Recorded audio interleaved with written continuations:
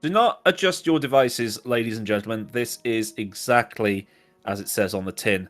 Today, the historic Road Racing Championship is coming to you from the virtual Targa Florio, and I have been reliably informed that we are using the shorter track layout, so we're only doing 44 miles per lap around the public roads of Sicily. Now, just like the Isle of Man event a couple of months ago, this will be a time trial format. The drivers heading off one by one from the pit lane in their 1950 sports cars, and hoping to get around this island in a safe and timely fashion. Used between 1932 and 1970, this track has seen the great cars of the era, with a lap record of 33 minutes 36 set by a Porsche 908 car in 1970. So we've got hairpins, we've got sweepers, we've even got a straight longer than the Mulsanne straight pre-chicane, and elevation changes of nearly 2,000 feet from lowest to highest. In the words of D-Generation X, are you ready? Well, if you are, we've got our fantastic broadcast partners in Simply Race bringing you the pictures this afternoon for the GP Laps Historic Road Racing Championship. And in the commentary booth with me, Ada Millward, is a name as epic as the Targa Florio, a man who was once described, and that is Paul Jeffrey. Paul, how you doing? Hello, sir. Thank you very much for the wonderful welcome. And hello to everybody on the Tinterwebs watching today. I've got to admit, I am rather excited about this one, Aidan. Epic cars, epic tracks, and a couple of hours worth of racing. What could possibly go wrong? Well, having seen some of the warm-ups that some of the drivers are doing, I think everything can go wrong because there's not a lot of room for error. You saw at Isle of Man people potentially going off the side of a cliff. It's going to be even worse here, but they are going a little bit slower. The track length is sort of around the same as the Isle of Man, but the average speed is a lot lower. They're probably not going to get more than about 80 miles an hour for most of it. Obviously, that long straight, they're going to be doing nearly 200, but the rest of it, yeah, more than 80 miles an hour is going to be a bit of a stretch. But I've got some fun facts that we can just give out whenever anything's happening. But I was looking it up. This event is actually older than the Indy 500, the Mille Miglia, and the 24 Hours of Le Mans, which is insane, even though it's not been run since the 1970s. And even more insane, we're doing that in virtual form now, which just shows how the world has progressed, I suppose. It's incredible that we live in an environment where we can do these kind of events. And as a first-timer into this championship, I just want to say a big shout-out to GP Laps for devising this championship and putting it on for us all to enjoy at home and for the drivers to enjoy out on track as well. This is very much, sir, my kind of event. And I did try to practice for this one, because I fancied participating, and then quickly realised my lesser weakness, shall we say, is in the commentary box rather than behind the wheel, because there's a big challenge ahead for these guys and girls racing today. Well, there's still Le Mans for the next one. You could do that in the. If it's mostly straights, you'd be fine. It's basically even an 8 mile oval. Yeah, even straights I'm rubbish at. These cars, we were saying it off air, weren't we? That yes, you said the average speed is not really going to get above 80 mile an hour, but it's the stopping where the problem comes in with these. They are such long braking distances. You feel like you've got the car down to a really slow speed for the corner, and then turning, no grip, straight into the scenery. It is such a challenge. Yeah, with the Jag does have disc brakes, thankfully, but the rest are all running drums. But here is the overall drivers' championship standings. So we've got an overall, and then they're separated by class. We've got Jake, GP Laps, Richie Axelson, the many names of one man there on 26 points, with Jerne Simičić on 14 in behind. But Jerne has used up his 2 drop rounds now, so he's going to be still fighting for the win. Jake there leading the 5 litre class because he's first overall, therefore he's going to be leading that class as well, with Jerne Simičić in behind. Jackson Robillard, who had quite a strange accident at Dundrod last time out. He's there on 12 points with Scooby and Enzo Fazzi in 4th and 5th, and then basically everybody else that's pretty much finished a race so far.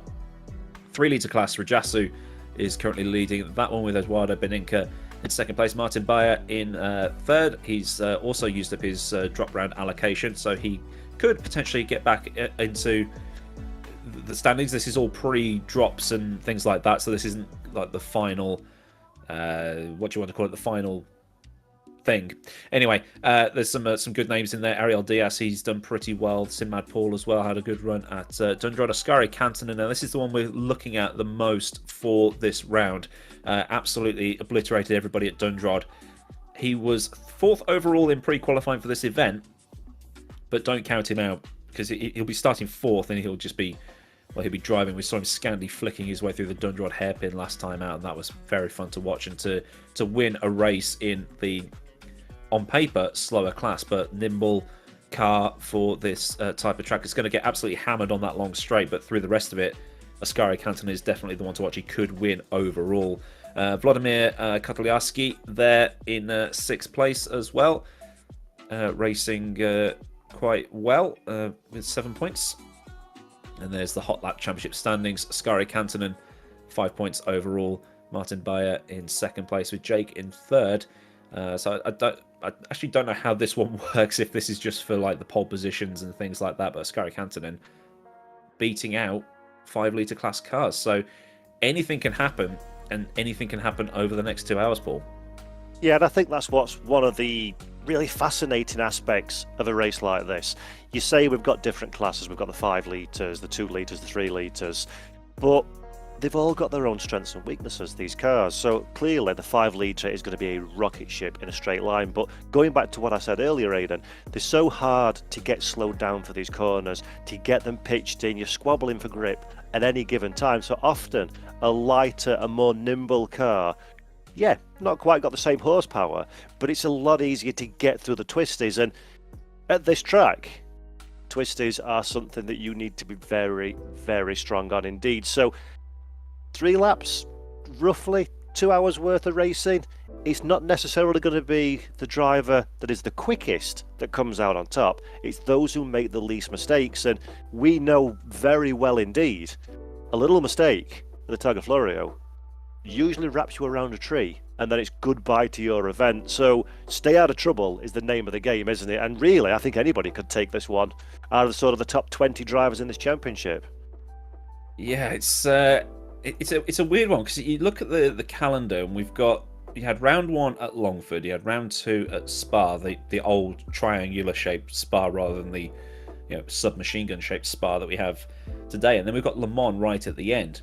That's the 5 litre territory, right? That's horsepower, that's long straights, that they're going to clean up at those ones.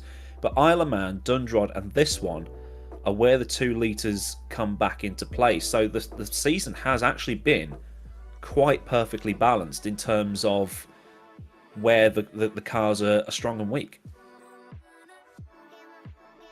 Yeah, exactly. And the drivers, of course, as well. Another thing that's worth bearing in mind, the drivers are becoming more acclimatized, is maybe the right way of putting it, to these cars, this kind of championship, this kind of setup, and the pressure. And again, anybody who's done any kind of racing, either esports or heavy duty league racing, or just going out there into a server for fun, practice is one thing.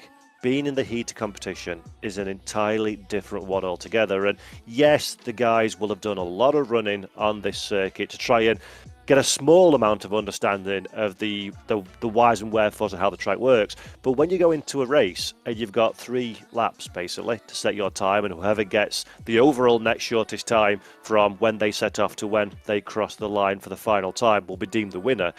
And you know that you can't afford to make a mistake. The pressure really ramps up, and then that's where we see different names coming to the front, don't we, compared to what we maybe have seen in the pre-race preparations. And it's who accommodates that pressure the best. It's who makes the least mistakes, and more importantly, Aidan, it's also who is willing to hang out and take the risks more than their rivals. And that's going to be absolutely fascinating to see who's willing to take those shortcuts, who's willing to dip a wheel on the grass, who's willing to get the car a little bit more sideways to rotate it and get on the throttle quicker.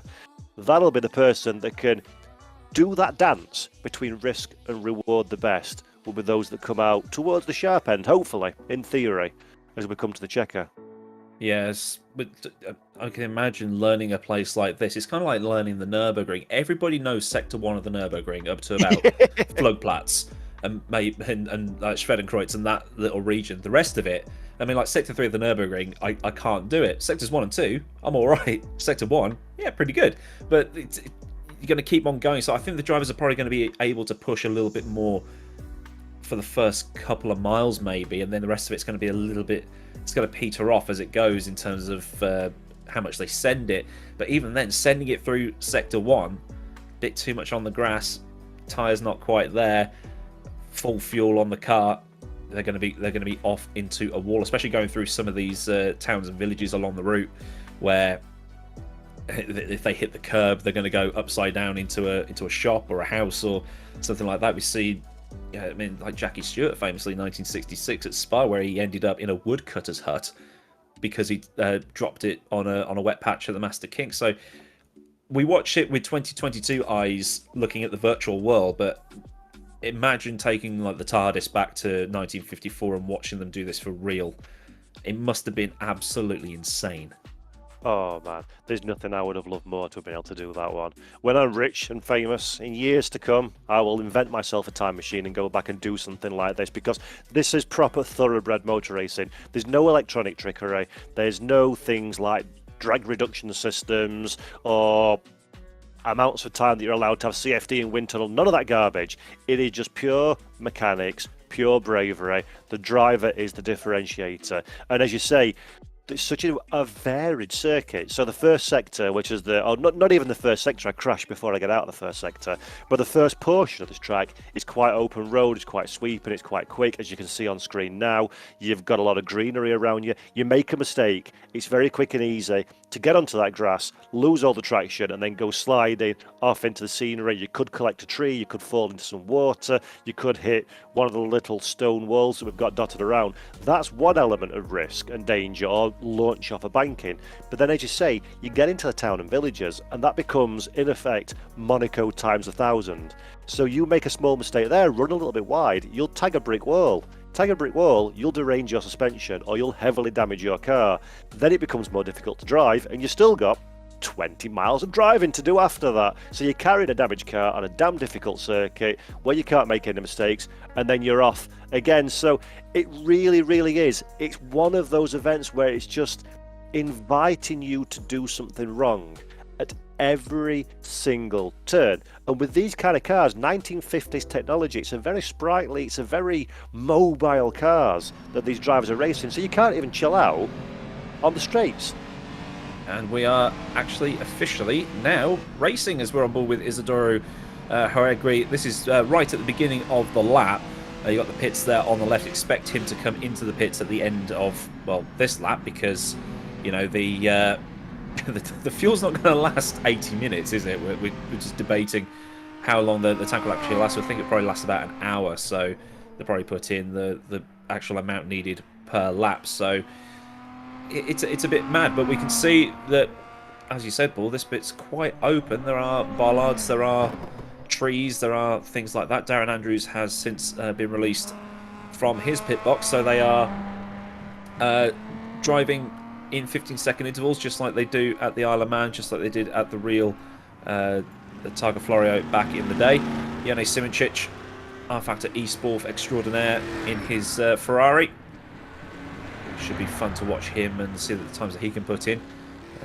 It's annoying. He's good in everything he touches, is Jone Simoncic. Darren Andrews there at the bottom right-hand corner of the screen. You can see these concrete walls on the insides of the corners as well as the outside, so hit one of those.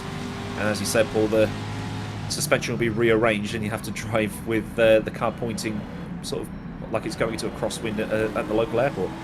Yeah, which it does at the best of times anyway, so that's a real big challenge. But anybody who's just joined the broadcast or anybody who's new to this kind of competition, like a quick update of what to expect here. This is not a race in the most traditional sense, so we're not looking for drivers to go side by side, find ways to overtake each other on the racetrack. It's a time trial event, so as Aidan mentioned, every 15 seconds, the 40 drivers that are registered, 38 that will be starting, will set off in 15-second intervals. And the goal is to get the shortest amount of time possible to the checkered flag, and that's 3 laps. So the drivers will start on pit road.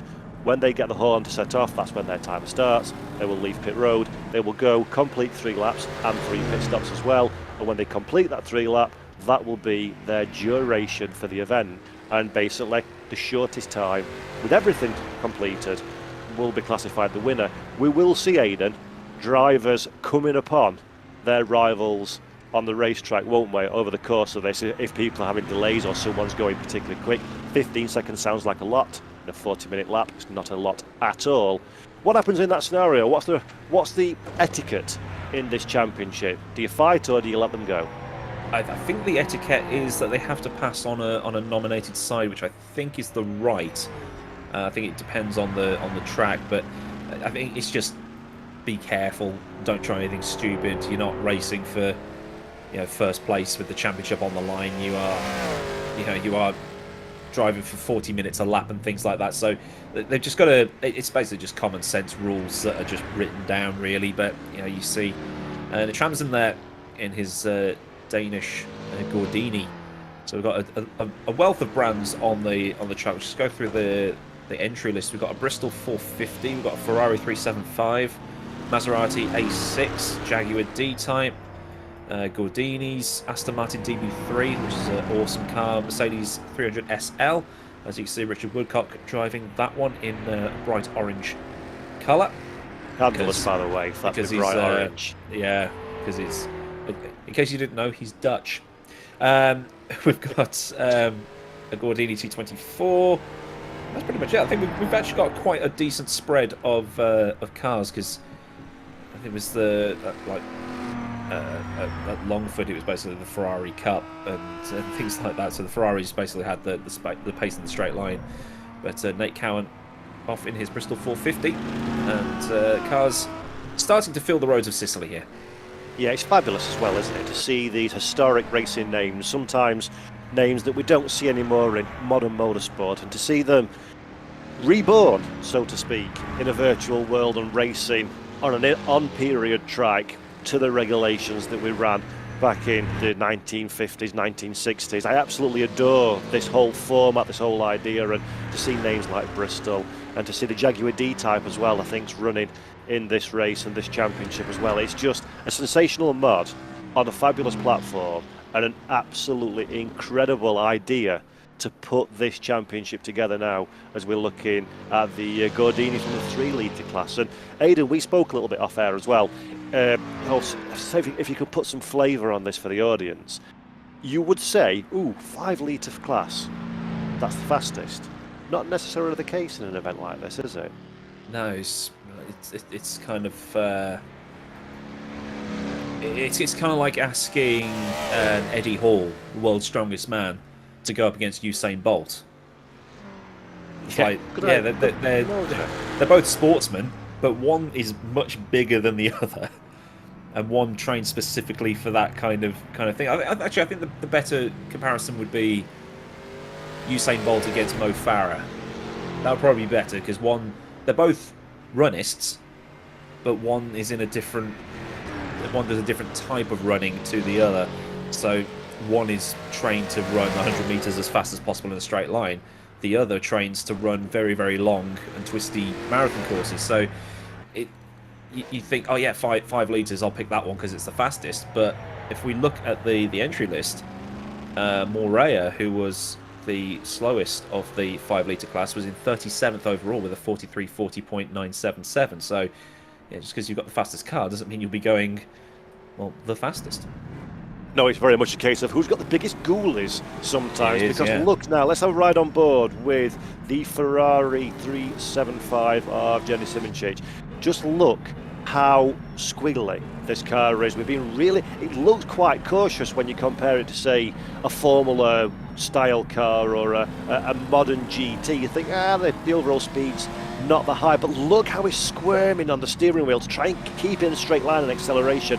Look at the road, not perfectly flat. There's cambers, there's dips, and more importantly, folks at home, look to the side of the track when we get away from this unfortunately timed Armco. Massive drops. So one little mistake, one slightly too enthusiastic squirt on the accelerator, and in fact, Aidan, it's not gone invisible. There's a server reset, sir. Yeah, as people in chat have noticed, that there's a lot of DNFs on the screen, so we're going to reset the server, and we're going to basically have everybody grid and wait, and everybody's going to go in 15-second intervals off the actual start grid. So just to make everything a little bit better. But someone in chat, actually, Greg Best 90 says, some of the meets in Irish road racing, some riders will take a 1600cc bike instead of a 1000cc because it's a lighter bike, it's a more nimble bike, and you can chuck it into the corners a lot harder than you would be able to something that's a bit heavy. You look at the modern Formula 1 cars, how big and heavy and lumpy they are now, 900 plus kilos at the start of the race. compare the 2022 Merc to the McLaren Merc of 2000 or 2001, a lot smaller, and the McLaren just looks a lot faster going through Maggots and Beckett's and Silverstone, for instance. I also think in an event like this one, it's not like modern circuit motorsport where it's at most a 2-minute lap time and the drivers understand every square inch of the car and the circuit and they're maximising the lap time down to the thousandth of a second. The differentiator here is you, the driver. So the easier you can make it for yourself by having a slightly slower, slightly tamer, tame being completely the wrong word, car, that's going to give you so much more advantage over a 40-minute lap, 10 million corner tour of this circuit. So minimise the amount of fighting that you have to do on the wheel, the amount of traction loss you've got on acceleration, the risk factor of being a little bit too enthusiastic on the loud pedal. Minimise those things, Aidan, and that's going to give you way more lap time than the mechanics of the actual vehicle itself, isn't it? Yeah, these. I mean, like you said earlier, you tried to drive this car and track combo and you just couldn't. I mean, I'm the same when it comes to driving these older cars because I'm so used to driving touring cars, open wheel cars with. I mean, like a BTCC car does have downforce, but not a lot. But you can still drive it in a similar way to where you drive a Formula 4 car. But as soon as you get into a Lotus 49 or one of these, you have to forget everything you know about driving a Formula car or a GT3 or an LMP2, and you have to retrain your brain. It's the same way I can't do rallying because I'm so used to driving in a particular way, brake, slow in, fast out. But in a rally car, you turn in about 300 yards too early for the corner and power slide your way through it, and it's like I can't get my brain around that, and expecting me to retrain my brain to do that, I just cannot do it. And I think as well, another aspect to these cars that we just don't see in modern racing, these are manual H-pattern gear shifts. Heel and toe, having to let off the throttle on upshifts, having to blip it on downshift, using the clutch as well. And I dare say, because of the level of driving skill and commitment required to do something like this, I would be almost categorically certain that each and every one of these drivers is using prehistoric gear shifting techniques as well. So when you're waving your arms around like a fool, trying to keep control of a God knows how many horsepower car with a cliff next to you, and you've got to take your hand off the wheel and reach down and make a shift, it's such a specific skill set required to be successful in that kind of environment. And then you've got the spirit of competition on top of it. Yeah, and Nico Hillebrand, when he was racing at the first 2 rounds of the season, he did it in a polo shirt, goggles, and a hat. Like he full on role played it, and it's on Twitch as well. It looked absolutely incredible. But like you said, with the heel and towing, and you know R Factor 2 pretty well, considering you are R Factor 2 in a way. Blowing the engine if you over rev it too hard, and you blow the engine before the end of the first lap. That's here we go again. As we run into a couple more issues, but you blow the engine before the end of the first lap, and that's it. You're done. And that's so easy to do. So easy to do, to over rev it on the downshifts, to make a miss shift even. I mean, there's a wealth of hardware out there and available for our sim racers to use, and some gear sticks, are better than others, and I've had lesser quality bits, shall we say, where it's very, very easy to plonk it into what you think's fifth gear and actually it's third, or add one little mistake like that, one miss shift, whoom, bang, bye-bye. All that practice is over and done with.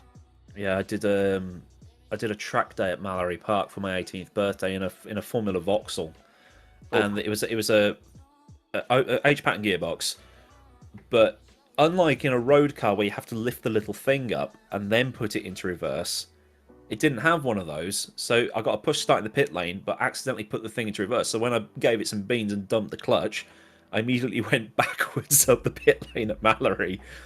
And they had to reach in and they had to physically put it into first for me and then let me drive off, because then it's like, you're not the first person to do that today. So it was it was a bit embarrassing, but it's so easy to do with these things, because they just are so mechanical and they don't have any of the safety features that modern cars do.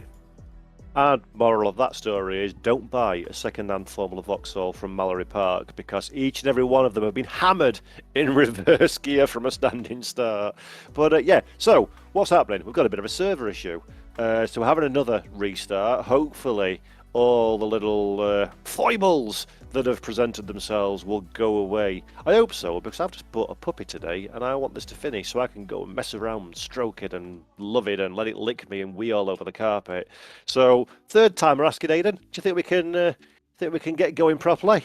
Well, I hope so. I mean, it's just another thing to point out as we see the word Nino on the road. That's pretty cool. I just got flashbacks to that episode of Kitchen Nightmares, but basically just to point something out that time trials in R Factor 2, this is probably the first time it's been done on a stream, well, apart from the Isle of Man earlier this year, but this is probably the first time that this has been done. It's not really meant for this kind of thing. So we're trying to do stuff to R Factor 2 that it's not really built for. It's a bit like putting paid content into R Factor 2 with the stuff that's going on there as well.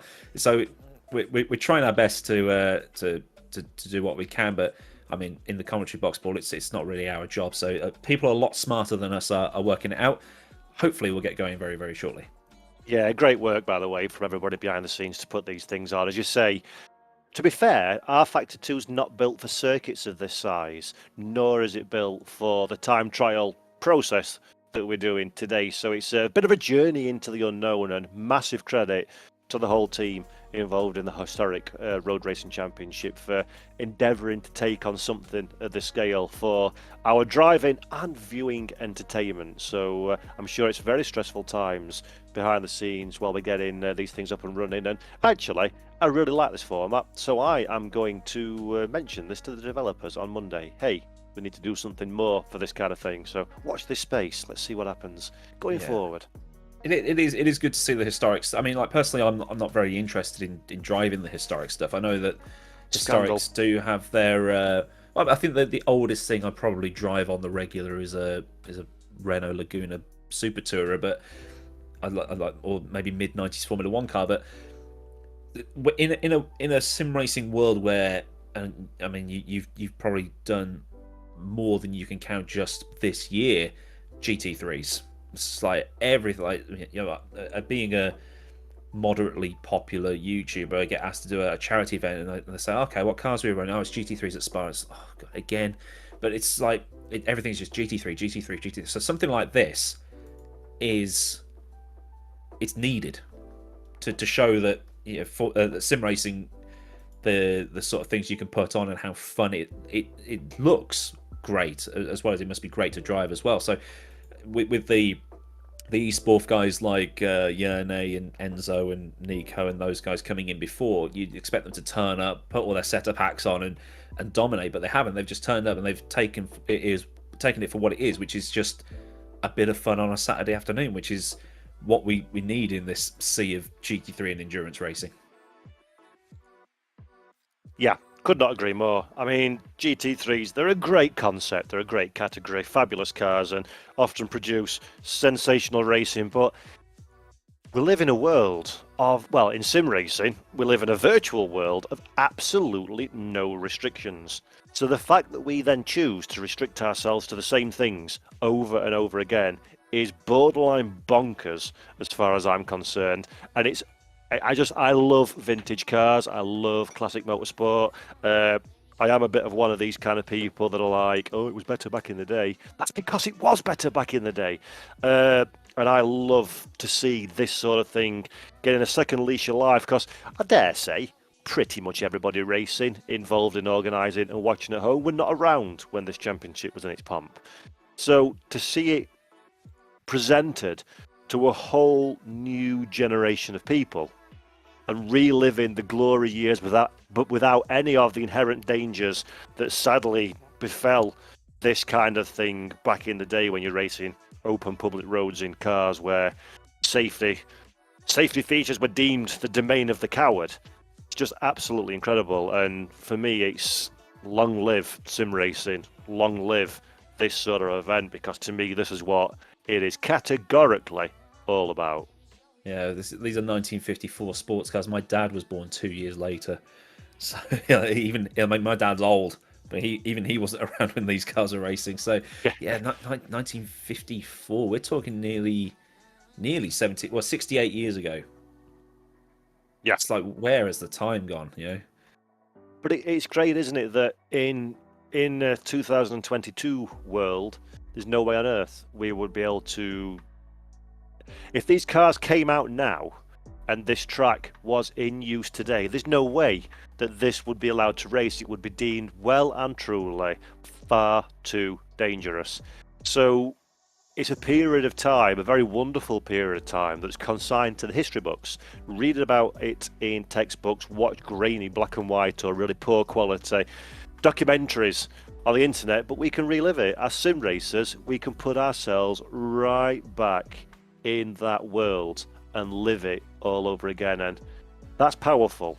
And that's something that you can become a bit blasé, can't you? That we live in a always connected world nowadays, and you see all these opportunities to do various different things.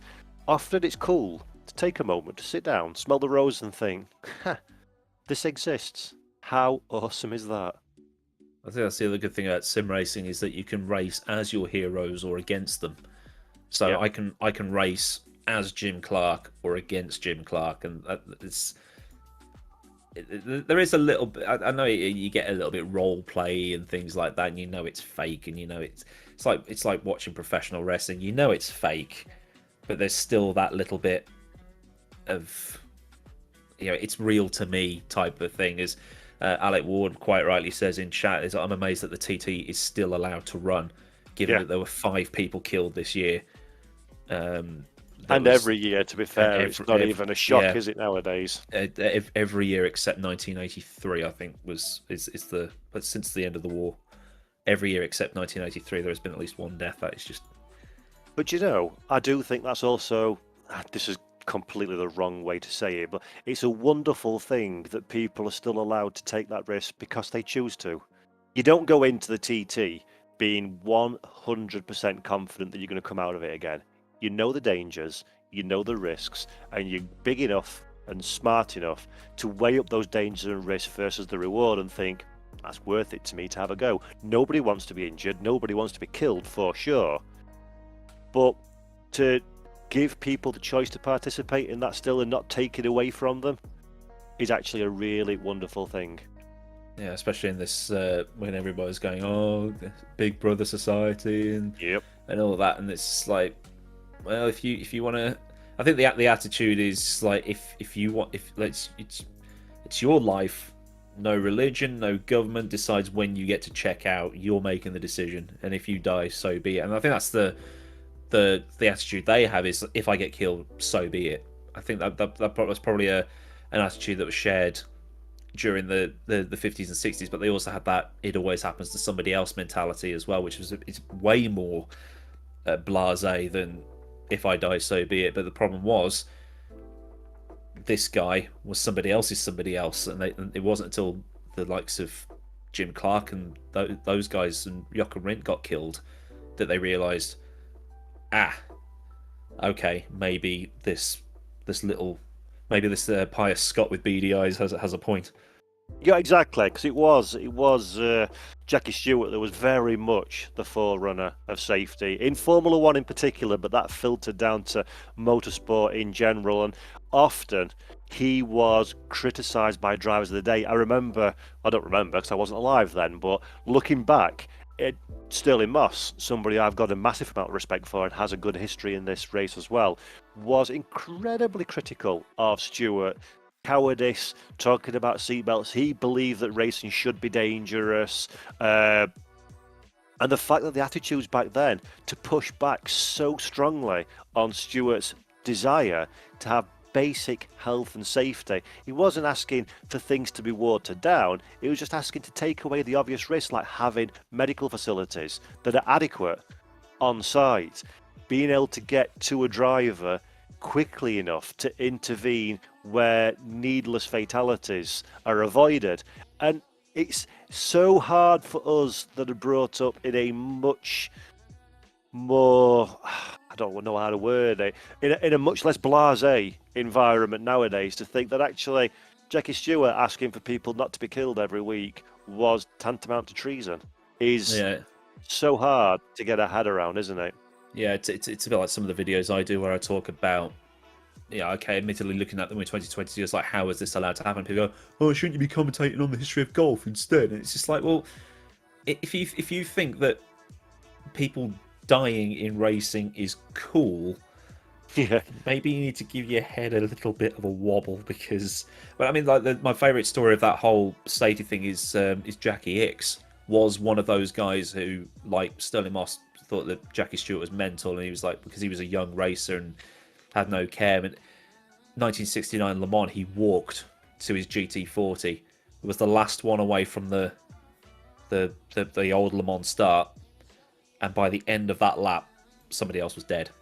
Yeah. But Jackie Crazy. Hicks took the time to get his seatbelt on and did all of that stuff, and he ended up winning as well, which is even more incredible. Yep, absolutely crazy. So, folks, I've seen a little message. I don't really know what to continue that conversation on with, Aidan, so I'm going to throw back to you so you can tell everybody we're coming back. We're coming back. We are coming.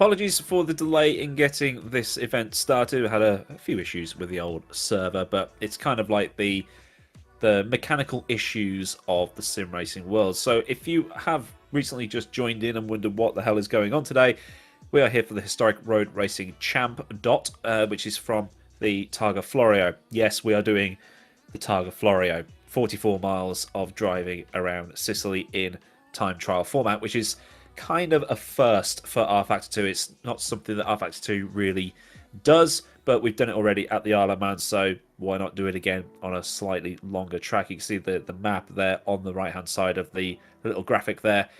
Barely fits on. You can barely see it because I've had to shrink it down so much, but you can see all those twists and turns and that super long straight right at the end. So we're expected to get going in a few minutes. With me is R Factor 2's own Paul Jeffrey, who is here for the first event of the season. Actually tried to qualify for this event, but found that the cars are just a little bit tricky, aren't they, Paul? Absolutely, that's completely and utterly wrong. I knew that I would dominate the event with my superb racecraft and behind-wheel skills, so elected to give everybody else a chance. No, you're right, these cars are incredibly hard, Aidan. Incredibly hard, incredibly exciting. And I said it on the first attempt at start, but just in case you're joining that one a little bit later on, it is sensational that this kind of event is being held by GP Labs, the Historic Road Racing Championship. 1950 sports cars on such an incredible circuit as this one. And I could not be more excited to join you in this here virtual commentary box for the very first time together to talk through the thrills, spills, and no doubt dramas that are going to unfold over the next couple of hours' time. Yeah, we're going to be in for a good one. It's great to see that the sort of buzz that this event, well, say the event, the whole championship is created, because we were talking earlier about how everything is just GT3, yawn. But to see the league where the historic racing purists are loving it, but even people that are more interested in the modern stuff have looked at it and going, "You're doing what? You're driving that? Why? How are people surviving? Why aren't people dead? Why aren't how is it?" And they tune in and they watch it. To have people like Jerne Simoncic on the grid for this race and not doing what everybody expected, is like, oh yeah, esport, he's going to turn up and run his setup hacks, do 10 billion laps and just cruise it. But he's not. He's just turning up. He's having a bit of fun. And for those guys as well, it is exactly that. It's just a really good reminder that sim racing is fun. And we see like the really big championships like Virtual Le Mans. Yeah, it's great, but there's a lot of try-harding in it. And, well, a series without try-harding is always a lot more fun, wouldn't you say? Hear to that statement. Absolutely. We often forget, as things become bigger and more popular, business gets involved, sponsorship, prizes to be won, and careers to be made in a virtual world. We often forget the most important factor is have some fun. That's why we do this. That's why we spend so long. People like Aidan creating video content, myself working for Studio 397 that do R Factor, the guys and girls behind the scenes that put on championships like this, the people that go drive it, the modders, the livery designers, the content creators. We do it because we love it. And I'll tell you something for nothing. Every single driver in this field loves what they do, including this man, our first driver to start the race. Isidoro Hrrc, who won his class at the Isle of Man the last time trial we did. He's off first, and the cars will be released in a 15-second interval. And basically, the track will just basically get more and more filled up, and hopefully nobody will crash into each other as they go around. Darren Andrews has been released also. We think everybody is in the server. Yeah, everything is. Just checking the Discord. Everything seems to be fine. Getting green lights all over the place, and yeah, we're finally going, Paul. We're finally seeing these great drivers. One of them right there on your bottom right-hand corner of your screen, Jerne Simoncic, driving his Ferrari, 5-litre Ferrari, around a stunningly recreated Sicily here. Yep, absolutely brilliant stuff. And this does pose a good question I'd like to ask you, Aidan, if I can. We've obviously had a quite tasty delay now from when we initially expected to be getting the first green flag and on our merry way. So some of these drivers, the front runners that we're seeing, or the first starters, should I say, that we're seeing on screen, have already gone and done a portion of the lap before we had to have the server reset. How does that affect the mindset of these competitive drivers? Having to be all pumped up and ready to go, and then a down period they weren't expecting, and then lift themselves back up for the monumental challenge, it has to be said, of 3 laps of this beast of a racetrack.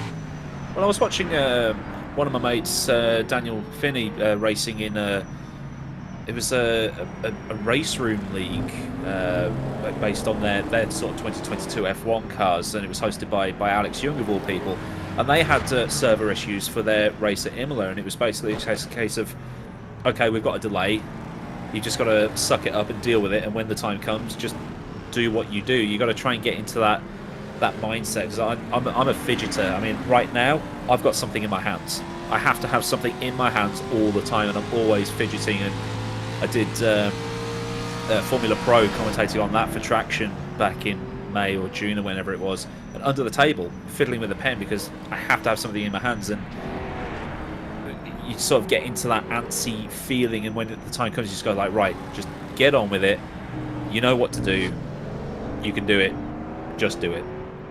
Yeah, it's switching the mentality on and off, and that's often what makes a difference, isn't it, between a good driver and an exceptional driver, is their ability to turn it on immediately, on demand.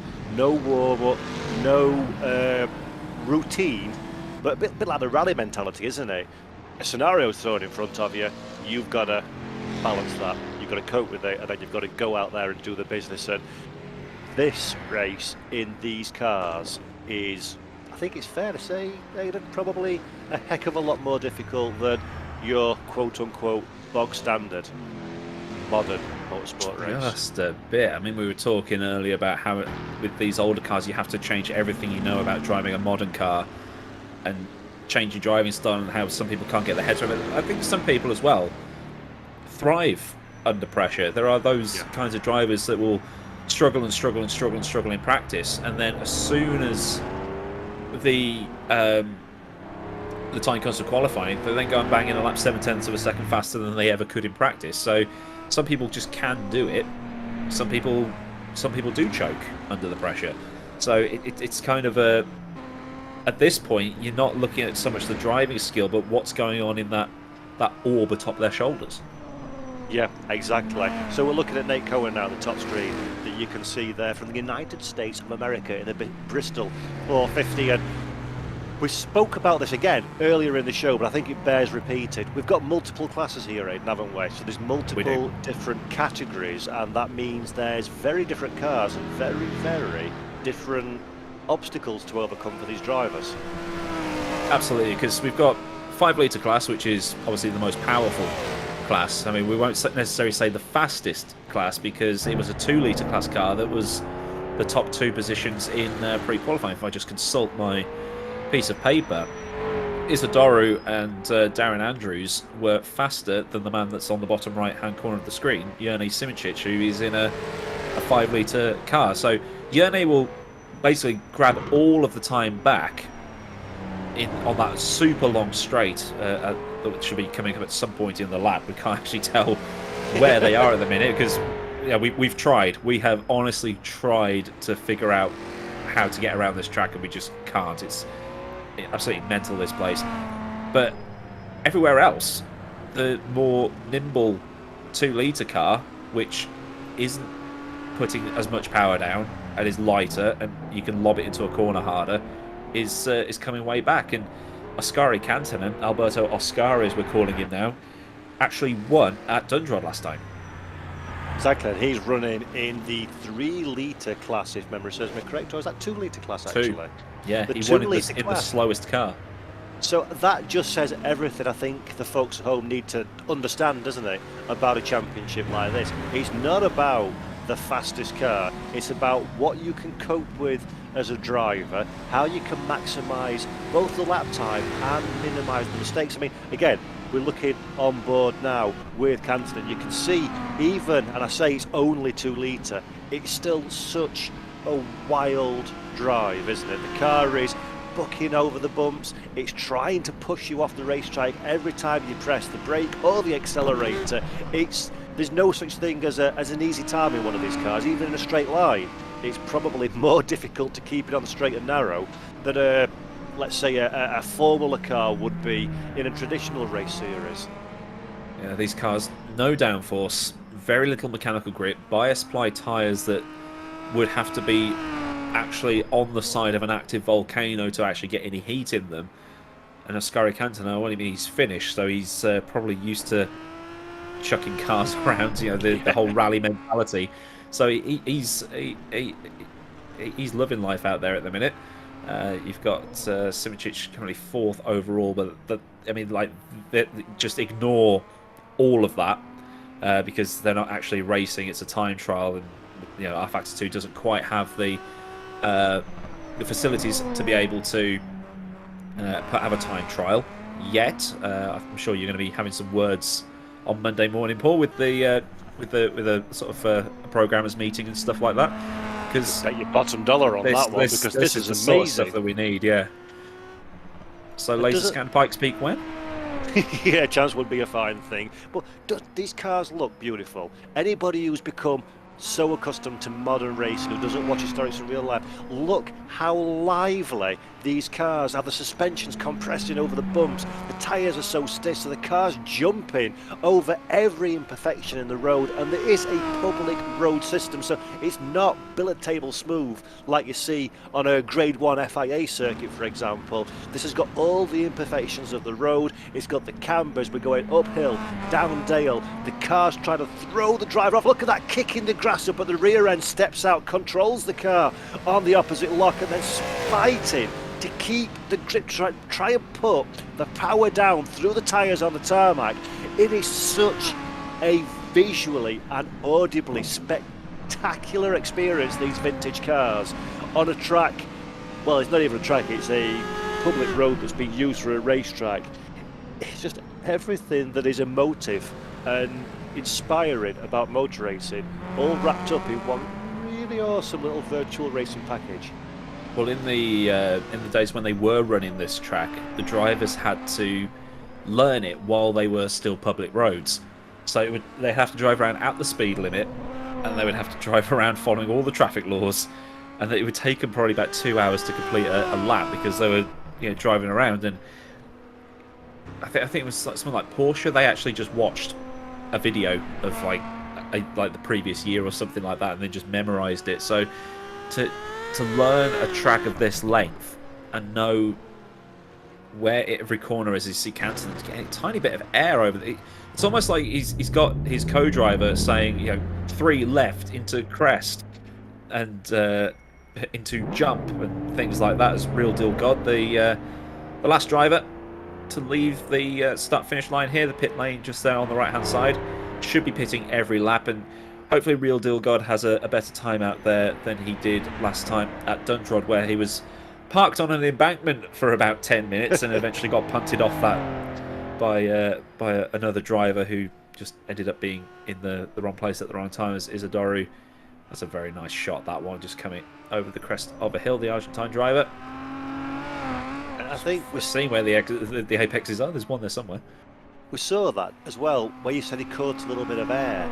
That's something we've not even spoken about. Because it is a public road, it is very, very easy to get the wheels off of the ground. And again, old suspension, very soft compared to a modern race car. As soon as you land, it doesn't really absorb it. It kind of just fires you back up in the air again, and you've got to know where these crests are and where these bumps are, and filter that into the equation of how you're going to then manage the next section of corners, because these, again, I keep saying it, public road, so these little bumps and jumps, for want of a better word, don't happen in the middle of the straight. They can happen just before a corner, so you've got to get on the brakes before the car gets up in the air, then set it up for the body roll, set up the weight of the car to throw it into the next turn. It's such a technically difficult experience to be clean around a lap like here, isn't it? It's not like you can do a track walk, is it? Yeah. Well, you could, I suppose, with a free cam, but that would take a fortnight to get all the way around. It would take a many long time. I'm just seeing, by the way, Aidan, John Miller in the comments, hello John to you, has just said that Jake has been in the barrier. So hopefully he's not carrying any damage, because this early in the session, that's a long way to go with a car that's hobbled. It's Ferrari got away from following traffic laws. What do you think? They got caught, and even then in the pits you don't argue with family. That's true. Yeah.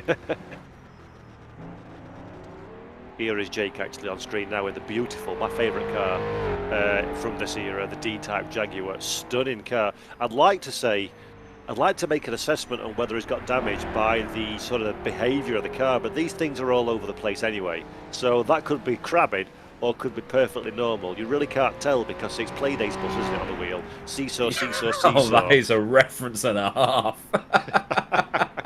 I've got the theme tune in my head now. That's cool. Yeah, but it means nothing to anyone that's not based in the UK. So Yeah. look it up. Playday's introduction video, and you'll see the bus where he's wildly soaring the wheel but going in a straight line.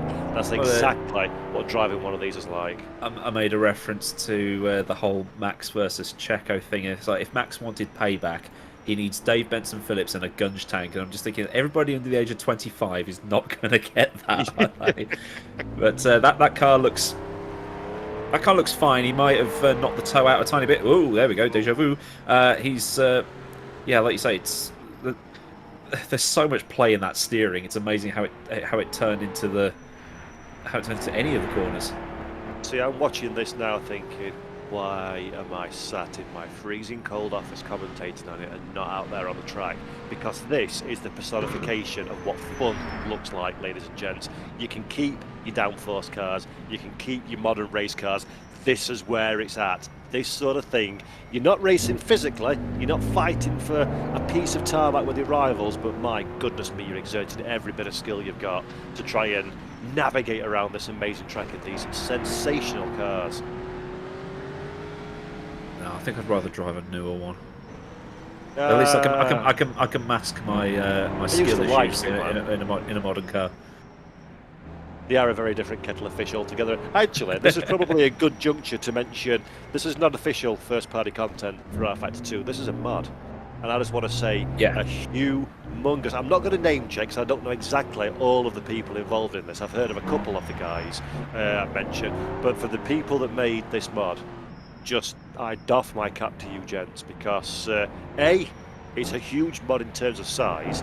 B, it's a niche category in which to do, but people like you that make things like this is what makes motor racing and sim racing. Ooh. Ooh. That's a time penalty.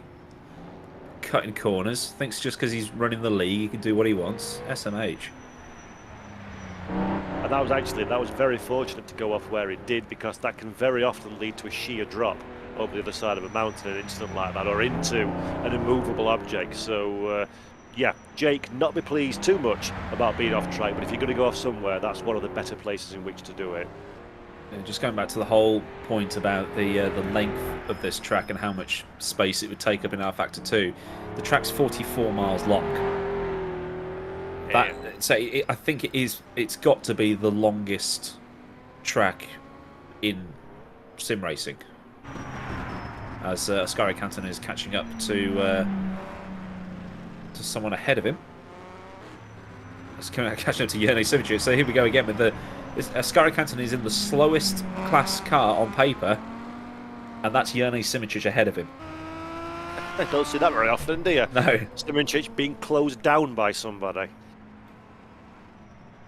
Be interesting though. This is one I'm fascinated to see play out. Because as you say, Kantanen in the 2 litre class, the slower car, versus Simic in the 5 litre class, the car that goes quicker in a straight line. He's clearly faster at this stage, is Kantanen, but how do you safely navigate your way around the car in front should you be able to close up to it? Because Simic is just going to blast straight past on the next piece of straight tarmac. This is not a comfortable position for Ascari to be in, is it? Yeah, it's basically just common sense overtaking rules. As my phone's buzzing. Oh, it's 1-1 now. Okay. Spoiler alert for the 3 people that care about that result. Yeah, we'll lose 3-1 now. As we see Scooby in the orange Ferrari. seeing the cars painted in the national colours of the driver, or the colours of the manufacturer, or some of them painting it in the region of the country that they live in. As basically saying that overtaking is going to be basically just common sense. You know, if Symmetric sees that Cantonen is catching him, they'll just let him go, and just there's no point in fighting because you're not actually racing. You're just setting a time, and if you lose, you're going to lose time battling anyway, or you're going to end up in the wall. So just let him go, concentrate on what you need to do. Sadly, in the world, common sense is not that common. So let's see how that transpires. I'm sure Yeri, of course, has been around more than long enough to know what's good for his overall results. But it's so difficult, isn't it? Because if the car's all over you, you let them go, but then you get to the next straight, and because it's a 5 litre versus a 2 litre, you kind of monster in the back of the slower in a straight line car. Again, it's like, what do you do? Do you go past? Do you hold station? Are you comfortable enough in your knowledge of the circuit to know if there's a corner coming up or not, or if you can gap the car behind? So these are all the aspects of this race that the drivers have got to filter into their armoury. That'll be a relatively new skill set for them, because you don't really get this kind of behaviour even in multi-class endurance racing. The differential between the two classes is so great that normally if there's a lapping or an overtaking situation, it's done and done, and that's the last time you think about it. Here, this is one that could go on and on for quite some time, even if the relative pace of the two cars is very different, because they get their lap time in very different ways. Yeah, as we see again, Rhys Gardner, 2 litre class, Southpaw racer, chasing down Scooby in the 5 litre class. So the 2 litres, I'm about to sneeze. There we go. The 2 litre class catching I've just done the same thing. I've just muted myself to do the same thing. Am I Chromecasting to you or something like that? But again, like the 2 litre class catching the 5 litre class. So just because you've got the fastest car in a straight line doesn't mean you're going to be quick everywhere else. Yeah, absolutely. It's all down to, as I said before during the course of this broadcast, a lot of this not down to the machinery. It's not like traditional modern motor racing where the drivers know every bit of the racetrack and the car and they're fighting for the last thousandth of a second. The margins are so much wider, or narrower should I say actually, on tracks like this. The challenge is so different and the circuit's so much longer that you're not looking for thousandths of a second, you're looking for seconds. And a difference between a good lap and a moderate lap can be 10, 15 seconds at a time. So it's not so much about the machinery, it's about how confident you are, how strong you are, and how much you can minimise dramas, mistakes. A mistake in a Grand Prix circuit in a Formula 1 car is run wide and lose 3/10 of a second. A mistake here is go for a picnic somewhere in a field many kilometres away from the tarmac and wave goodbye to any chance of a good result. So very different challenge, and that's what makes it all the more fascinating. There we go, Real Deal God making a move, making his way. I would say he's making his way through the field, but we've got, again, this is how much of a mind bender that this this format is. We're so used to commentating on cars overtaking each other, right? We're used to cars racing. We're not used to cars setting lap times, as I'm simultaneously trying to commentate while working out that my automatic moderating bot on chat is blocking the word Italy because I set it up the day after the Euros last season. So as Real to God passes the 19-kilometre mark with a 1,137 second purple first sector. If I commentate for another 20 years, I dare say I'll never get a timed screen like that again. It's just everything about this event, this track, these cars, this championship, it's just bonkers, isn't it? But in a really wonderful way.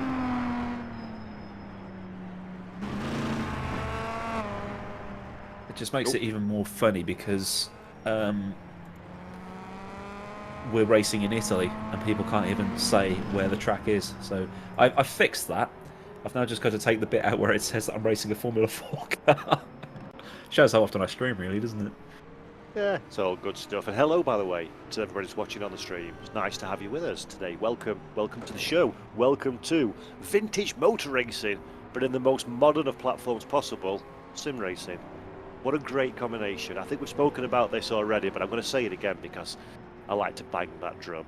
Isn't it amazing in today's day and age that we can be watching a guy from Australia racing a 1950s Maserati on a computer in a virtual environment on this track with this championship? That blows my mind a little bit. It does. The fact that somebody, I mean, I don't know how far Australia is from here, but it's quite far. But we've got an Argentine, an Australian, a Slovenian, a Finn, 2 Americans, Germans, Dutch, Danes. It's very much a worldwide sport, and because they're all using national colours as well, everything's really colourful, and everything's as it would have been in 1954. There's no over-the-top, eye-catching liveries that are all made up of perfectly straight lines, and everything's super modern. There's no fake sponsor logos or anything. It's just the colours of. So we've got a German in a British racing green Aston Martin. Sounds familiar. Yeah, exactly. Yeah, it really does. I wonder where we've seen that one before.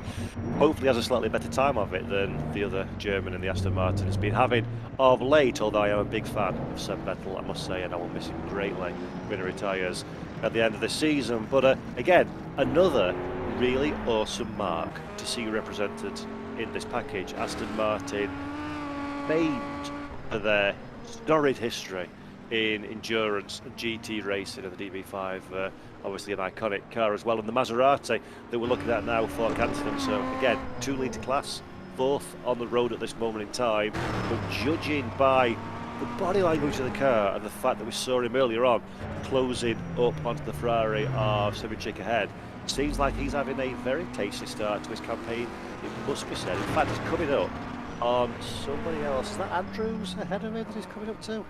That's Canton, and that's still Simincic ahead of him. Oh, is it still Simincic? Yeah. I'm seeing Ferrari and not seeing red, and it's just boggled my mind a little bit, so I'm not quite sure what's going on there. It's been a long day already.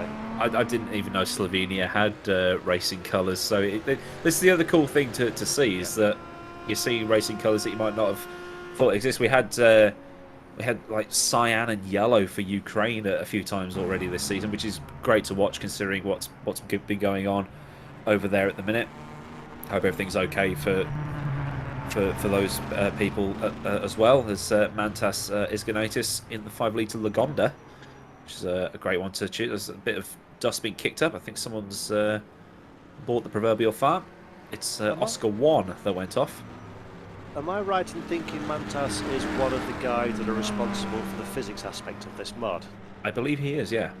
Yeah, so going back to what we were saying earlier before Jake went grass tracking and rudely interrupted my little speech to Mantas and everybody involved. Thank you so much for bringing this set of content to reality, because it really is. If you're watching at home and you've not tried this yet, be prepared to be frustrated because it's different from everything you've ever tried. But do yourself a favour, go onto Steam, go onto the R Factor 2 Steam Workshop, download this 1954 endurance mod, I think it is, because these cars are different to anything you've ever driven before, but are absolutely sensational.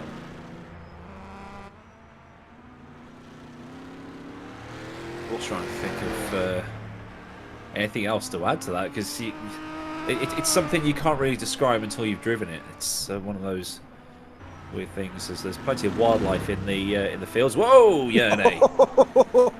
That's an e-sport line. Yes, and this is what we were saying, isn't it, at the top of the show?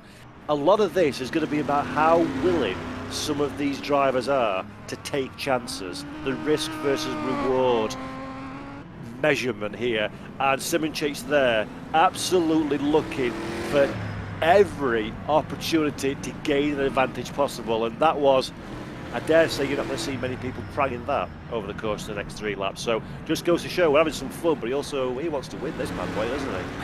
If he meant to do that as well. I'm giving him benefit of the doubt. I'm sure it's not a Code Brown moment where he's gone, oh, that was closer than I'd like it to be. I'm sure that was all planned. It's like a scene from The Matrix where he runs along the wall, isn't it?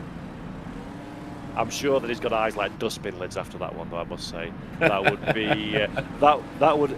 This is when you say it's hard to describe these cars. I would describe it like this: this is fun, this is fun, this is fun, this is scary, this is scary, this is scary, this is fun, this is fun, this is fun, this is scary, this is scary, this is scary. That's pretty much what goes through your mind the entire time that you're driving. I can't wait to see them try and go through Indianapolis at Le Mans next time out. It's like, you're not in an LMP2, you're not in an LMP2. Oh, I've overcooked it. It's so easy to do that, though. I did, as I mentioned off air to Aidan and the guys before we came on, before I got asked to do this commentary for the event today, I discovered this championship just by chance through Jake's GP Laps YouTube channel and thought, whoa, this is for me, this is amazing. Went and downloaded the mod. I have no idea why I'd overlooked the mod up to this point, an absolute fool, and I will beat myself senseless for missing it. Got the cars. Dundrod was the track that they just raced on, so I thought, well, I'll do the same track, because I've not tried that one either, yippee-ki-yay. And it was so difficult, so incredibly hard. Not to go quickly, not to be competitive, just to drive the damn things. And you get to the point where the brakes, the braking distances are so much longer than a modern car. The grip is so much sparse than a modern car, and the tracks are so much more dangerous that you brake massively early. You get the car down to what you think snail's pace for the hairpin.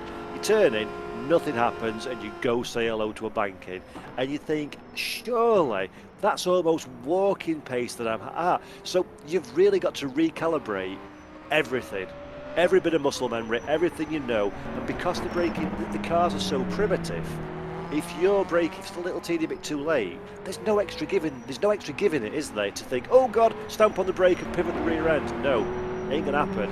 If you've missed your braking point, then you've got 150, 200 yards to say, looking forward to this accident, and then go and have the accident. It's bonkers. At least at Dundrod there were a few corners that were junctions of a road, so there was a bit to overshoot, and you just sort of casually flick it around and carry every one of those. Yeah.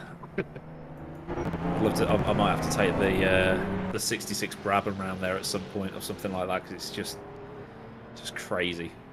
You had to be a special breed of insane to do this, especially given the risks involved compared to modern racing, and to the fact that if you had a crash, there was like a 66% chance you weren't coming back from it, and all that stuff. It must have been incredible to watch. Well, I think that's an interesting. That's why we need a time machine. For sure, and I think that's actually an interesting point. I'm sure, and I apologise in advance if I'm teaching anybody here to suck eggs watching the broadcast, but anybody who's maybe not that familiar with the history, the long and exciting history of motorsport, and they're watching this broadcast, this is not a fantasy track. This is not something that we've gone, oh look, how cool's that? They're using a custom-built racetrack. Not a map, by the way, when people call racetrack maps, that really irritates me. This is a real track. This is a real race. Yeah, exactly. This took place in real life. Those trees at the side of the road, that's not for artistic license. That's what it was like.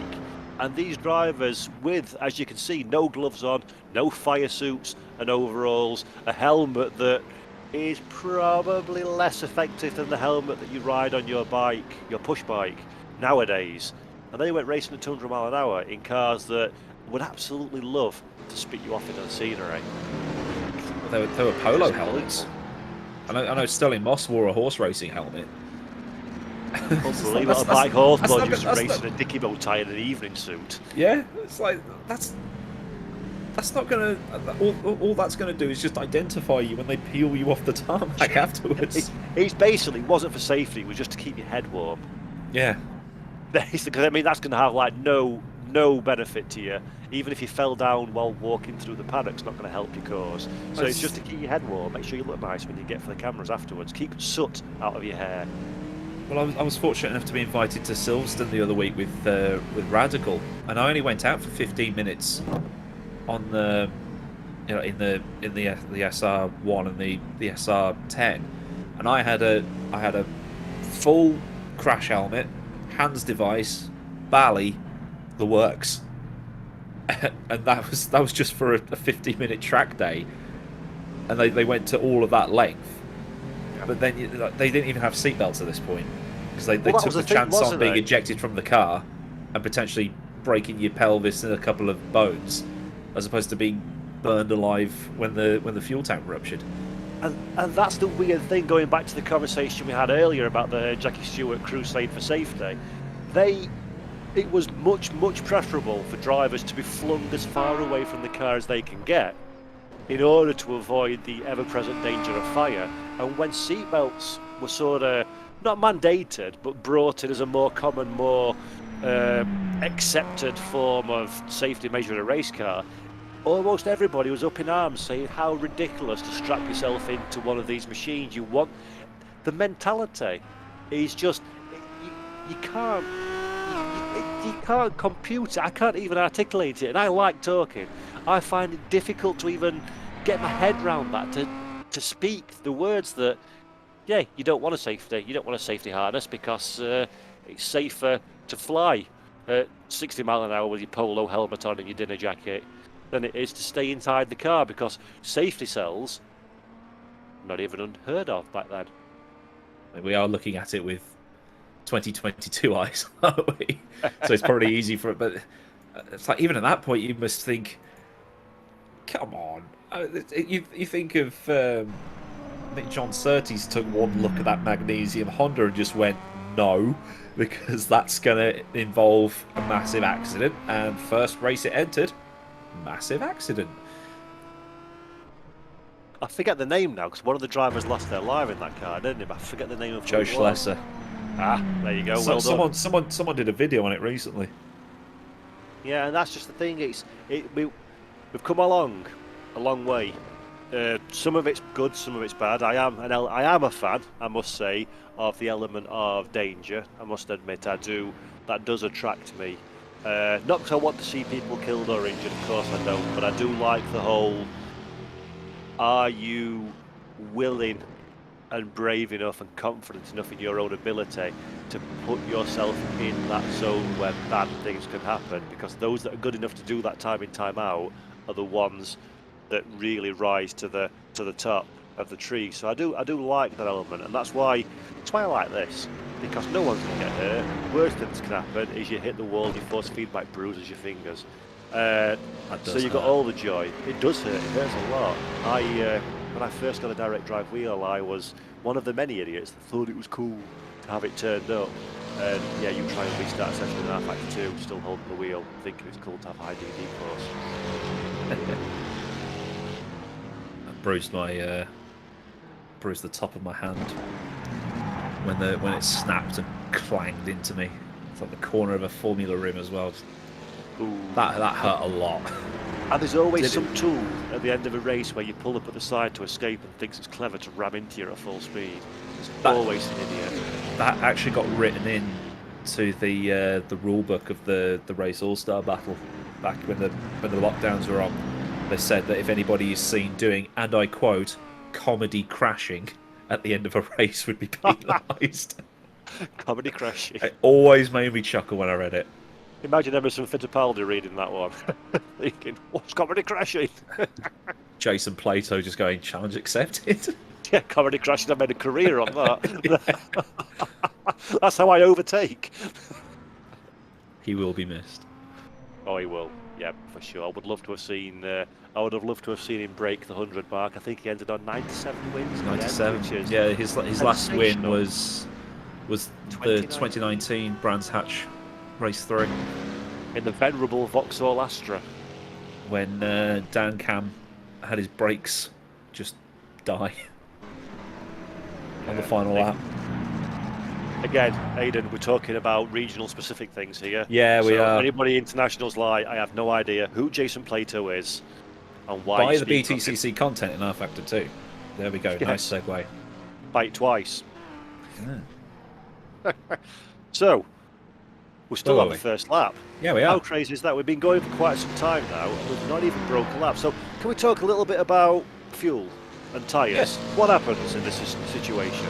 So, they have fuel and they have tyres, as any car does, well, apart from electric cars, but we don't talk about those. The problem is, how long does the tank last? I reckon they will have to pit every lap because it won't do 2 laps. But the tyres, as Ascari Sliderino, they will have to pit every lap because it won't do more than 2 laps, which is, yeah, that's just testament to how long this lap is. Before, fuel and tyres were on like X2, X3 just to necessitate the fact that you would have to pit, as the drivers were told are coming through into Sector 3 right now, so we should see the end of the first lap momentarily.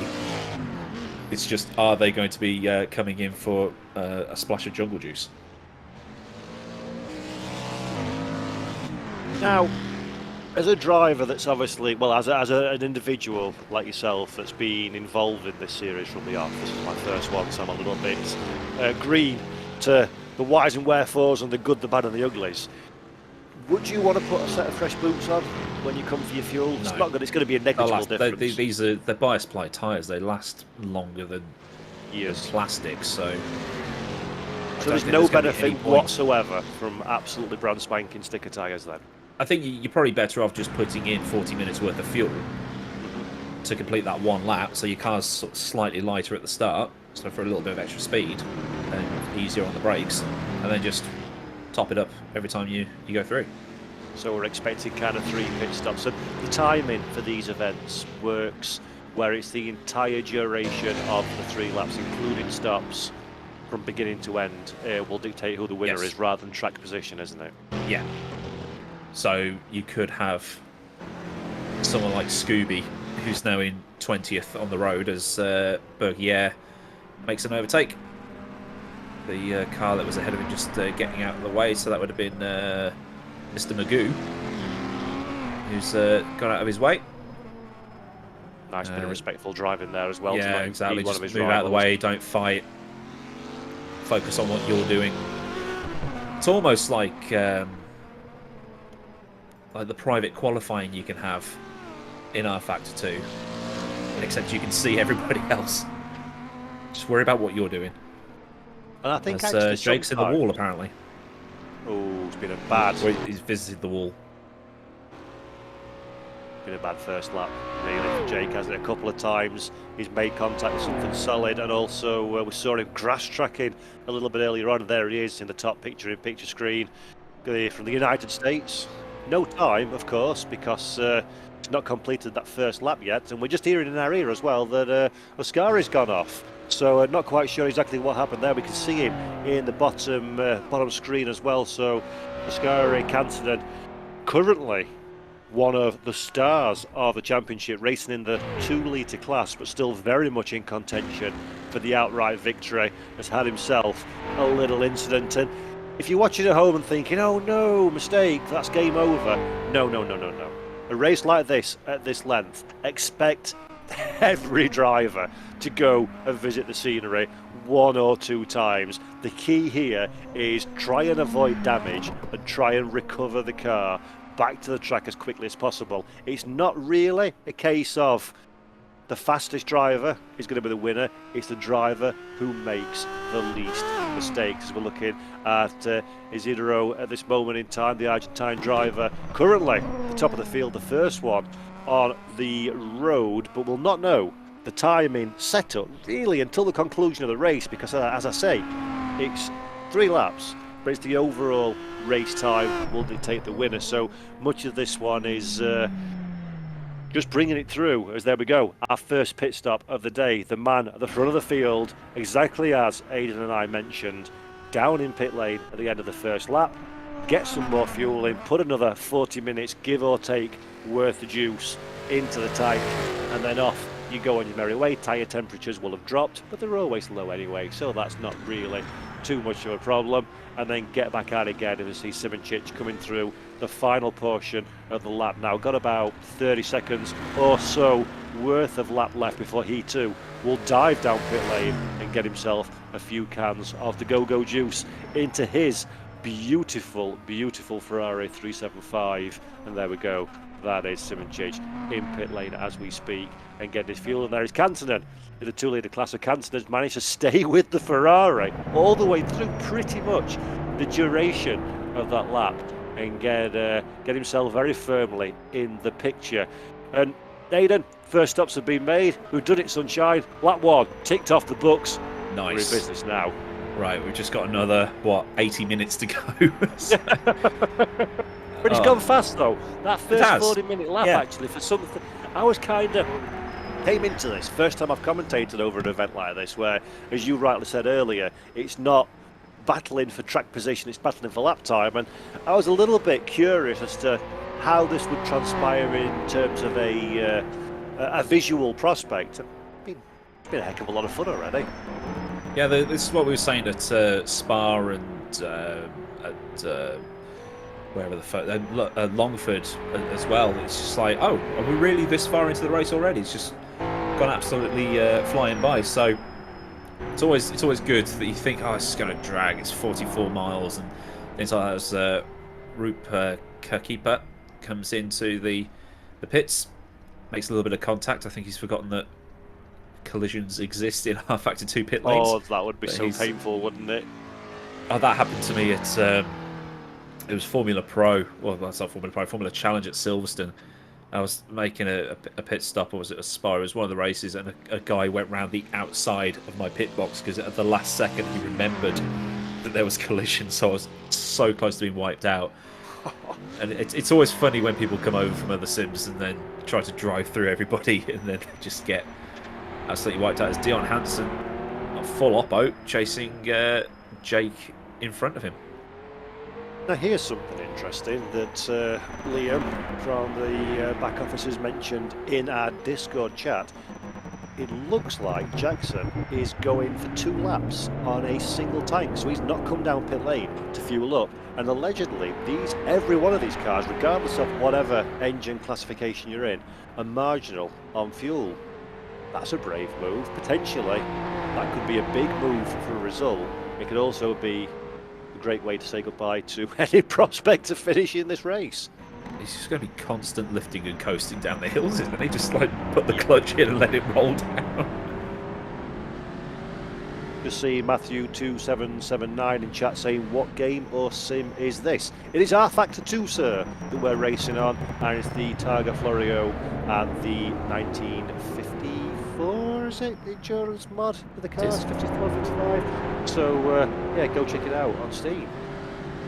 I worked for R-Factor 2, by the way, so I'm incredibly biased, but I do think so it's biased. Fabulous sim. Oh yeah, for sure. But it's a fantastic sim. So loads of different content, many different types of cars, from endurance to IndyCar to Formula cars to vintage and touring cars and the like. So yeah, get yourself over there and have a look, and do yourself a favour, because it's a little rabbit hole of wonderfulness.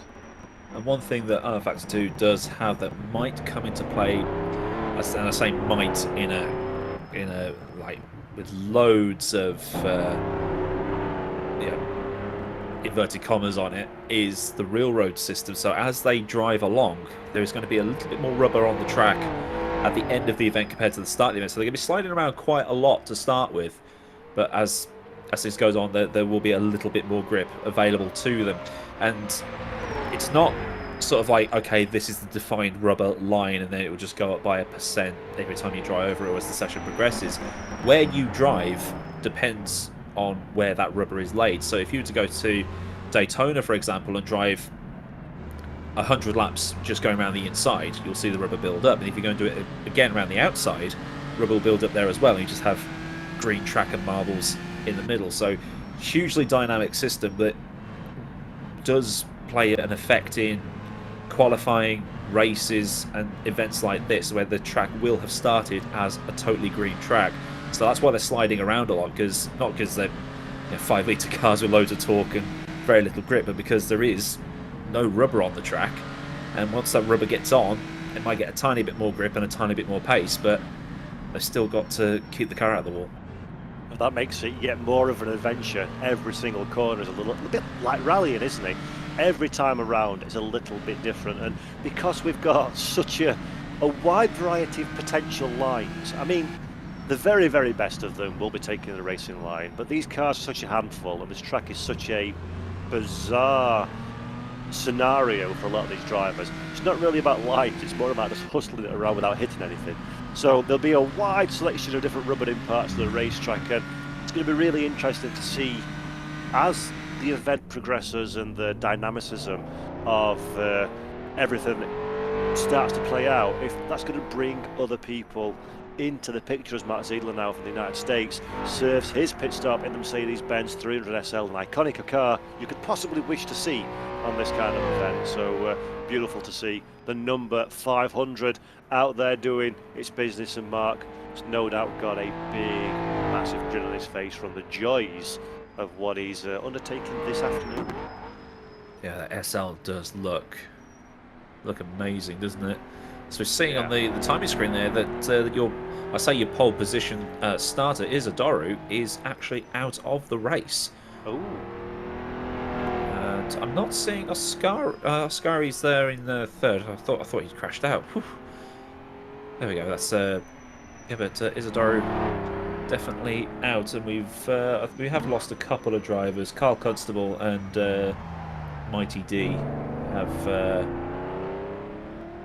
dropped off as well. Isidoro, the current, the latest victim of the Sicilian countryside. So we're going to try and grab a replay of that. Our broadcast director, Daniel Costello, is on the case. This, again, goes to show, doesn't it, how difficult this race is. One small mistake, damage is turned up to 100%. And as you can see from this onboard with Jackson Robillard at the moment, there is so many things you can hit. Ooh, nice bit of drifting there in the Ferrari. 5 litres of brum brum go go, getting laid down on tyres that are about as effective as the soles of my cheap trainers. And sideways action is what comes of it. I love these cars, man. I love them. And, he's playing Ken Block Simulator. It's the Sicilian Gymkhana. But that's the thing, isn't it? That's what's beautiful about old cars. Sideways is faster, more often than not. It's not the ultra precision of a modern race car. You need to get the lock stops clicked with the steering wheel. You need to get the car sideways to get it round these corners, and as a visual treat, that's really quite spectacular. Oh, just getting word that Isidoro has suffered a case of disco fever. Ugh. So he's basically he's lost connection to the server, and that's his event done. And that is a really tragic way. If that's true, that's a really tragic way to retire from something like this, because it's such a feat of skill and bravery to navigate your way around this track once, twice, 3 times, and then for a scenario like that, completely out of your control, is so sad. That's the gaming equivalent of a mechanical failure, isn't it? It is, yeah. It would be cool if we did have like Grand Prix 4 style mechanical failures, but what happens with that is you get people claiming that the system's biased in their favor. Jake's out. So Jake's had off somewhere. One wall too many, methinks. Yeah.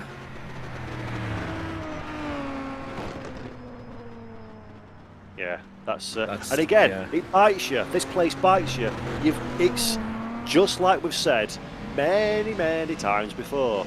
Not about who's fastest, it's about he who makes the least mistakes. And one small error in judgment, which, trust me, is incredibly easy to do, just game over, and you're out of this one. As we're riding on board now with Scari Kansanen in the 2-litre class Maserati A6 GCS, which I've never actually known the name of, so there we go, learned something new today. And this is going to be difficult now, isn't it? We're in the twisties. Great driving there by the 198, just to get on the brakes, get out the way. That is Robillard yeah. just moving out of the way of his rival Kansanen. So again, great respect, great invoking the gentlemanly behaviour of the era, actually, methinks.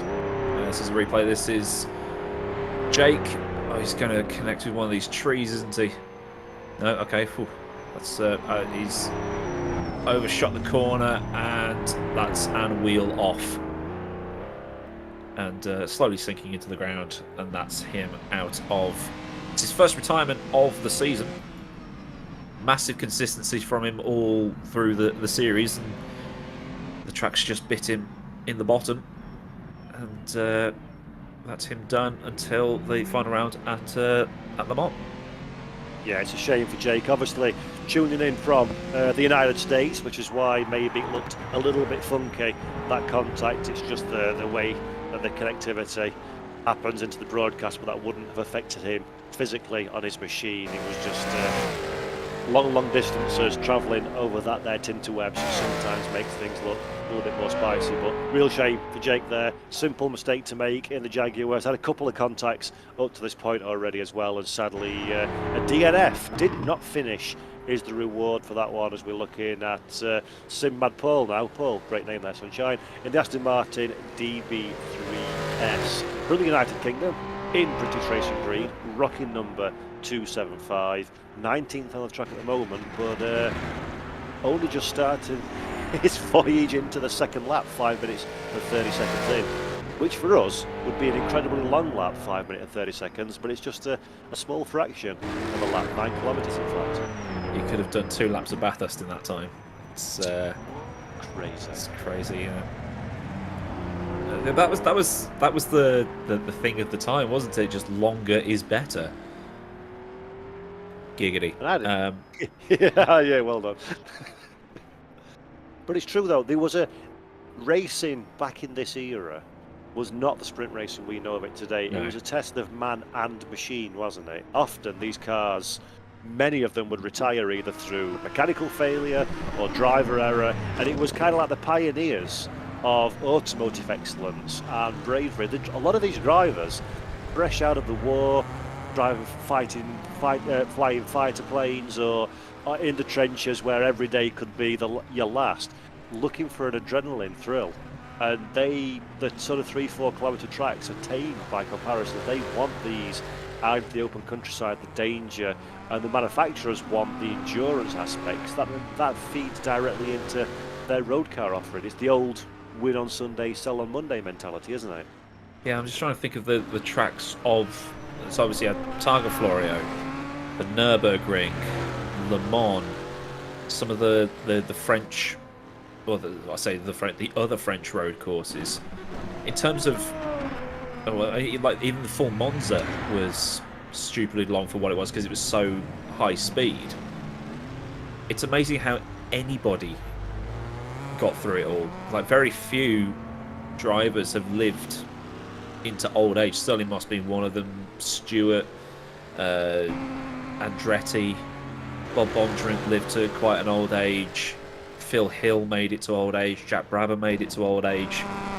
There were so many of the great drivers of that time didn't make it beyond the 70s. And a lot of the drivers as well, it was a very, very different life experience as well, because your life expectancy was so low.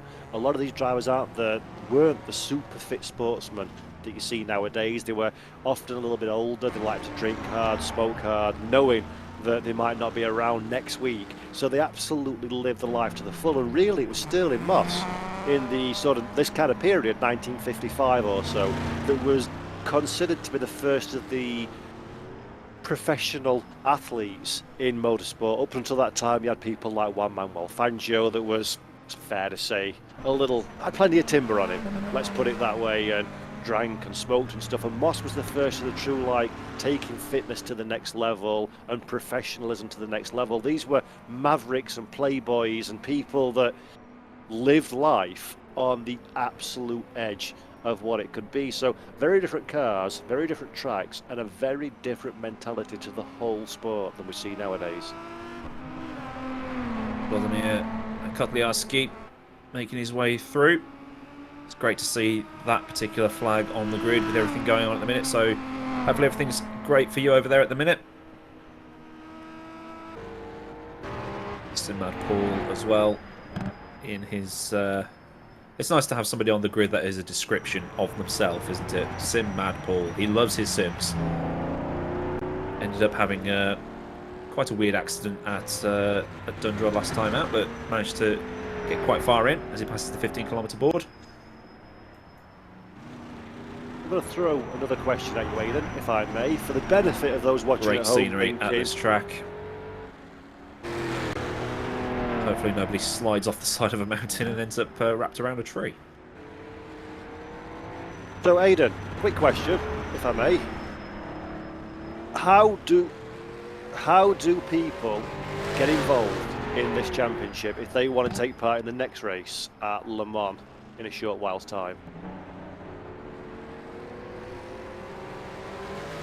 I understand, actually. I'm just hearing in my ear from Daniel that Aidan can't hear me at this moment in time, so he's just reconnecting. So while we wait for Aidan to drop a little message into the Discord chat, am I working again? Oh, I can hear you, Aidan. Can you hear me? Am I working? I am working. Hello. I don't know what happened. I don't know what. Something got reset. I was just like, oof. Don't know what happened. I was talking, and it's like, Paul's not saying anything, so I'll just keep talking. Well, I'm glad we're all back up and running. And what I was asking you, Aidan, just to put you on the spot for a moment, if anybody's watching this at home and fancies getting involved in racing in this championship, how can they get involved in Le Mans for the final round of the season a little while down the road? Okay, so what happens is you go to the GP Laps YouTube channel, then you find his Discord, and then just before, like in the week before the event starts, I think it opens on the Monday and it shuts at about 6 p.m. UK time on the Friday.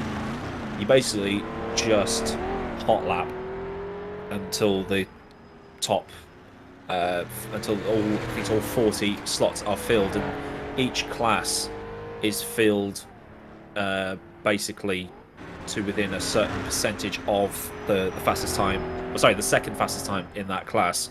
There's only a certain amount of people that can be in the 5-litre class to stop everybody picking that certain amount of 3 litres, certain amount of 2 litres.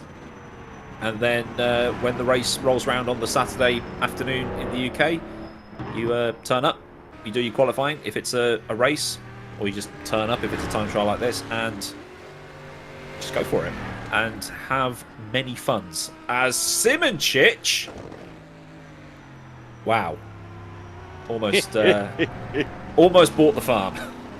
Yeah, on Simonchich's behalf, I would like you to take over commentating for the next 10 minutes while I change my pants and trousers. Because that was, again, I'm giving him the benefit of the doubt, that was bravery and commitment next level.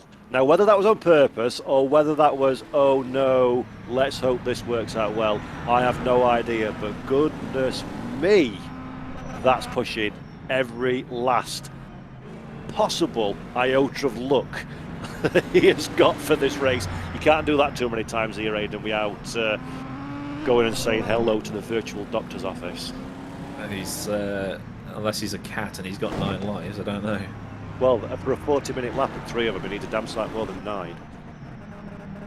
Because this is, yeah, that's, wow, that was good stuff. That was very good stuff. I mean, how do you follow that? Exactly. He's gonna basically. He needs the next 10 minutes just let the heart rate come down as he gets very close to one of those nasty concrete bollards to the left-hand side. So yeah, you kind of, because it's such a long lap, such a long race, you kind of have spurts, don't you? Rather than stints between start and finish lines, you have spurts where you think for the next 5 minutes I'm going to go for it, and then I'm going to calm down for 10. Then I'm going to go for it again. Or bits of the track that you're more confident with than others, you can be more committed on, can't you? Yeah, as talking of people that were committed, we can bring in Jake, who, for the first time this season, has retired from a race. Oh, I know.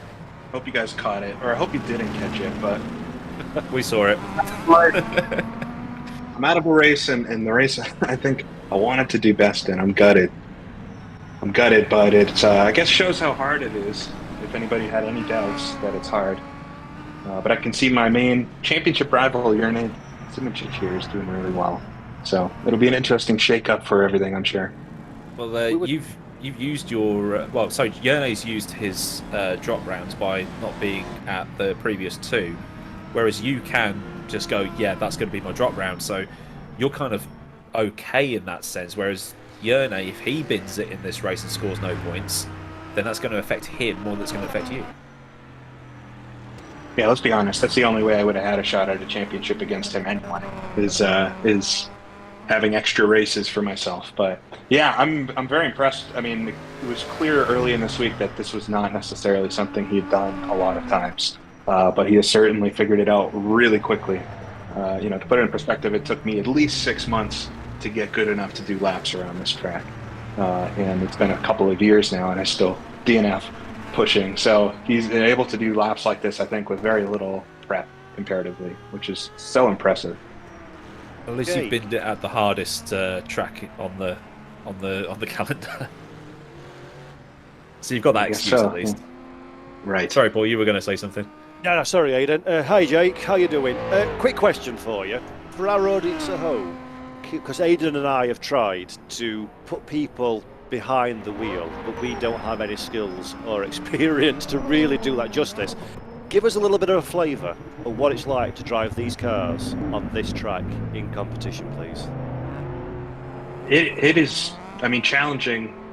Absolutely, it's very tough because these cars, they're so rigid and have so little grip for, with the tires that you're taking something where with a faster car and something I've driven here before, 60s sports cars, or even 70s sports cars. They just have so much more mechanical grip that you can get yourself out of trouble a lot easier. But with these cars, you really need to know where you're going. So for tracks like the Isle of Man here at the Targa Florio, that's the main challenge. So it's much more like a rally than it is a road race. You're definitely, you have to prepare each corner as a late apex, and it's basically a rally without the co-driver. And all the more glorious for it. And I just want to talk to you as well, if I can, just about what inspired you to come up with a championship like this, something that's so incredibly different than anything that happens in, well, even real life now, but certainly in a virtual world. Yeah, I've always been interested in doing classic sports car type events, and years ago, a decade ago, I did, iRacing hosted races and big events. We had one called the Targa Virginia, which was basically trying to emulate this race, but on the Virginia International Raceway long course, and the best we could do at the time. So I've always been kind of interested in this thing, and it really was this mod in R Factor 2, discovering it, driving it, and if you can try these cars, I know you both tried them a little bit, they're incredible feeling to drive. If you like this type of, they're still old, they still feel like 1950s cars, but they're the best representations of these types of cars that are out there. So it really is what pushed it over the edge to say, yeah, we need to do this race, or this whole championship. And then looking at all these tracks, the series of tracks that we're racing on, I don't think any other sim has all of these tracks in this quality to race with these kind of cars. So it just made sense to put together. Beautiful stuff, man, and I can certainly say, Aidan, we are thoroughly enjoying ourselves, sir, and what's been quite an eventful race up to this point. Yeah, it's been because like I know you were saying earlier, Paul, it was you're thinking, have we really got this far through already? Because you expected with such long tracks, it's like, oh god, this is boring, this is going to take forever, but it's not. It's flying by. There's always something going on.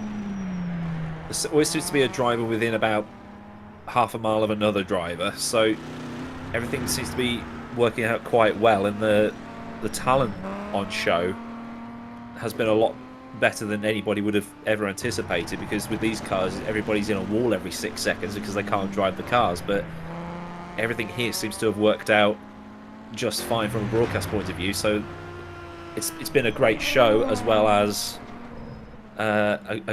something different to have in a sea of GT3 content.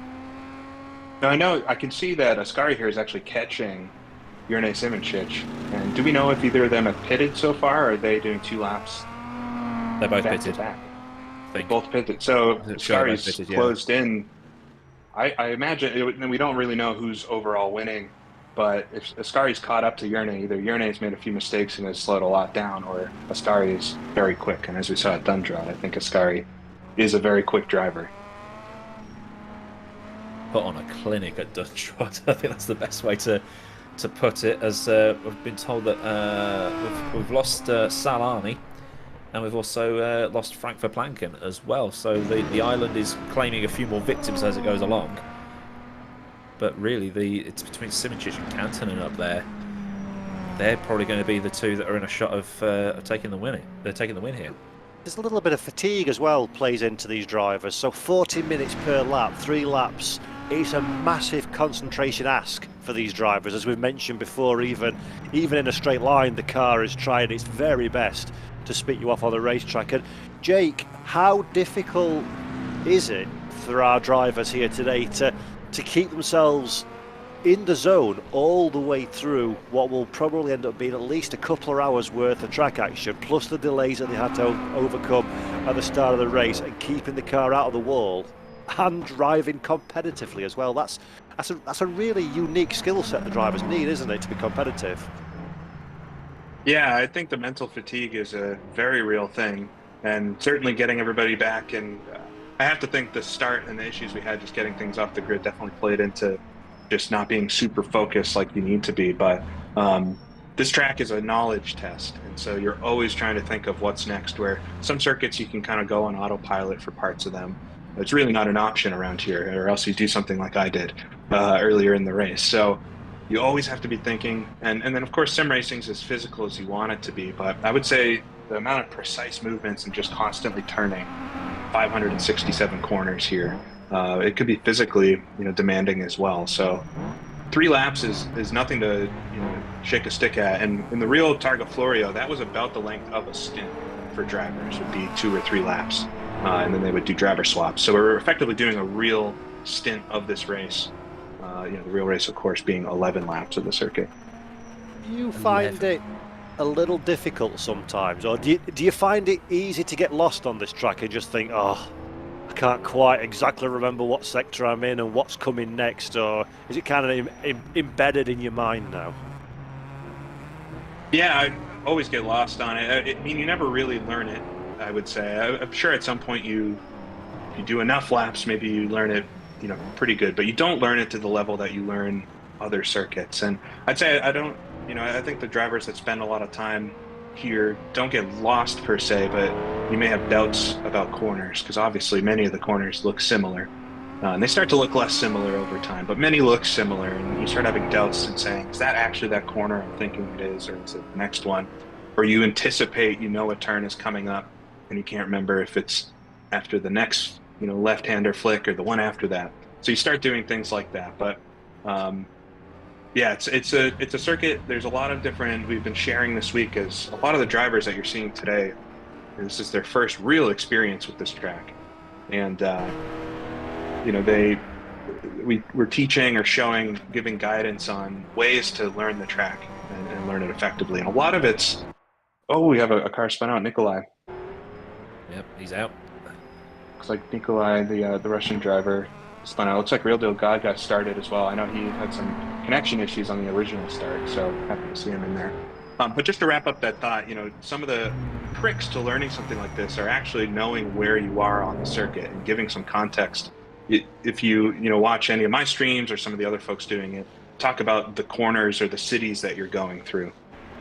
The first city's Cerda, and then you work up the hill past Sclafani, through Colossano, down to Campo Felice. The reason not necessarily is to give people a tour of the circuit, but it's to remind yourself of kind of the general order and what comes next as far as sections, so that you don't forget what you've passed already.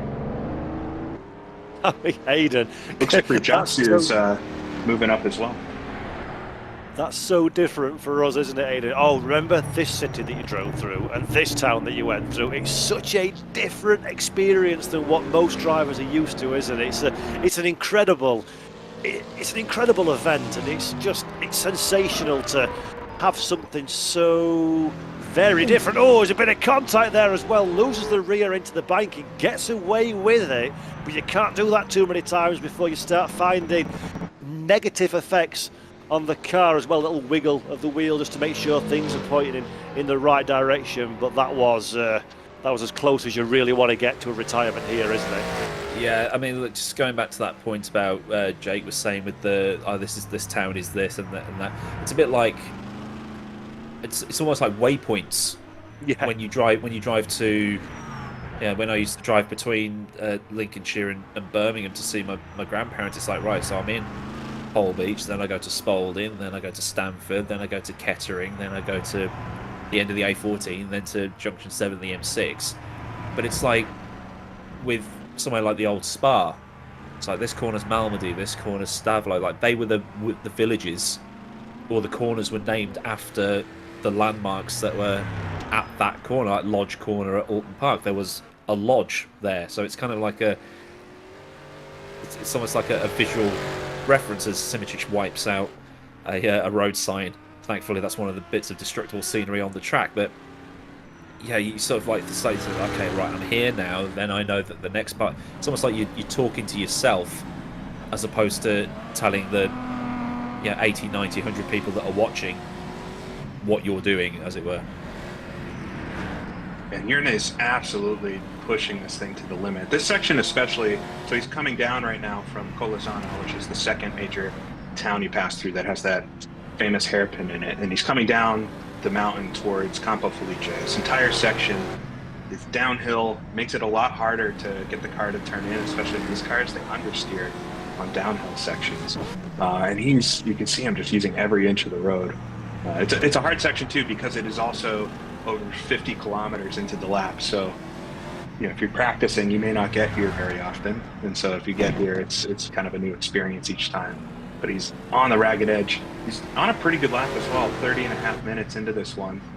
I bet he's actually at play for that low 40-minute mark.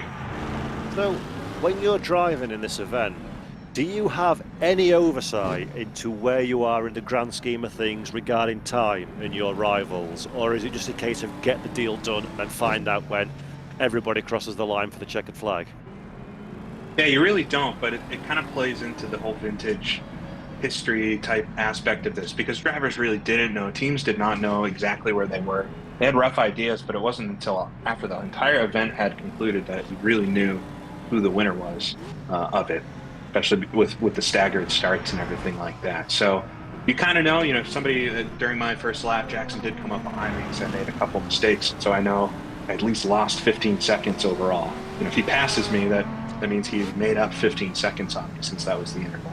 If I caught another car, I know I've maybe gained 15 seconds at least on that driver, but you have no idea where you are. So all of these drivers were really just looking at our lap times, and then you have to hope that you're not catching cars at weird spots, or obviously if you make mistakes, you got to try to make those up somewhere. Absolutely sensational. So no doubt, Jake, you'd have come into this race and done a bit of mental arithmetic and set yourself a target lap time where achieve that kind of time is where I want to be on pace. Is that right? Exactly, yeah. So if you look back at our pre-qualifying results, 40 minutes I think is your mark for the really fast cars. We had a few, the 2-liter drivers. I know Isidoro's out of the race with a connection issue, which is terrible. It looks like maybe Darren's had some issues as well, who was the other fast 2-liter driver up front.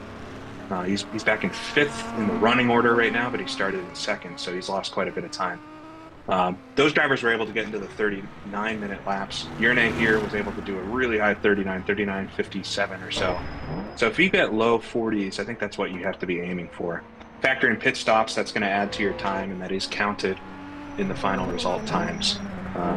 But yeah, these 40.5-minute laps are really, really good. You can see from Santiago here as well.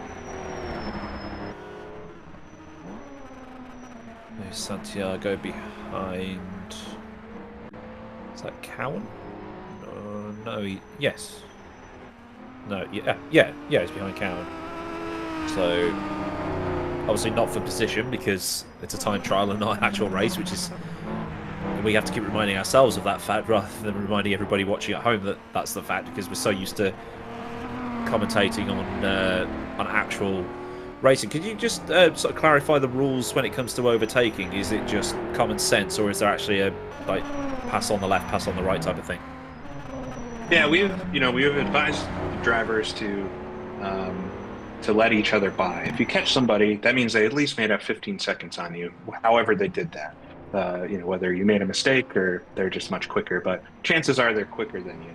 if they caught up to you. So at the next available place, let them by. We've advised the best ways is to coordinate to be on the left, although nobody's going to get disqualified if you pass somebody on the right. But just to try to communicate a common way. And we'll actually see here Santiago trying to find his way around, but it looks like Nate might be floating in the middle of the track a little bit there.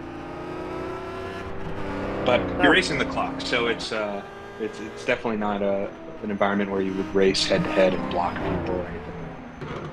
We've talked about pit stops a little bit over the course of this race, and on average, most drivers, they're going to make their stop as Santiago goes down the inside now and gets track position. Most drivers are going to make their stop at the end of each lap.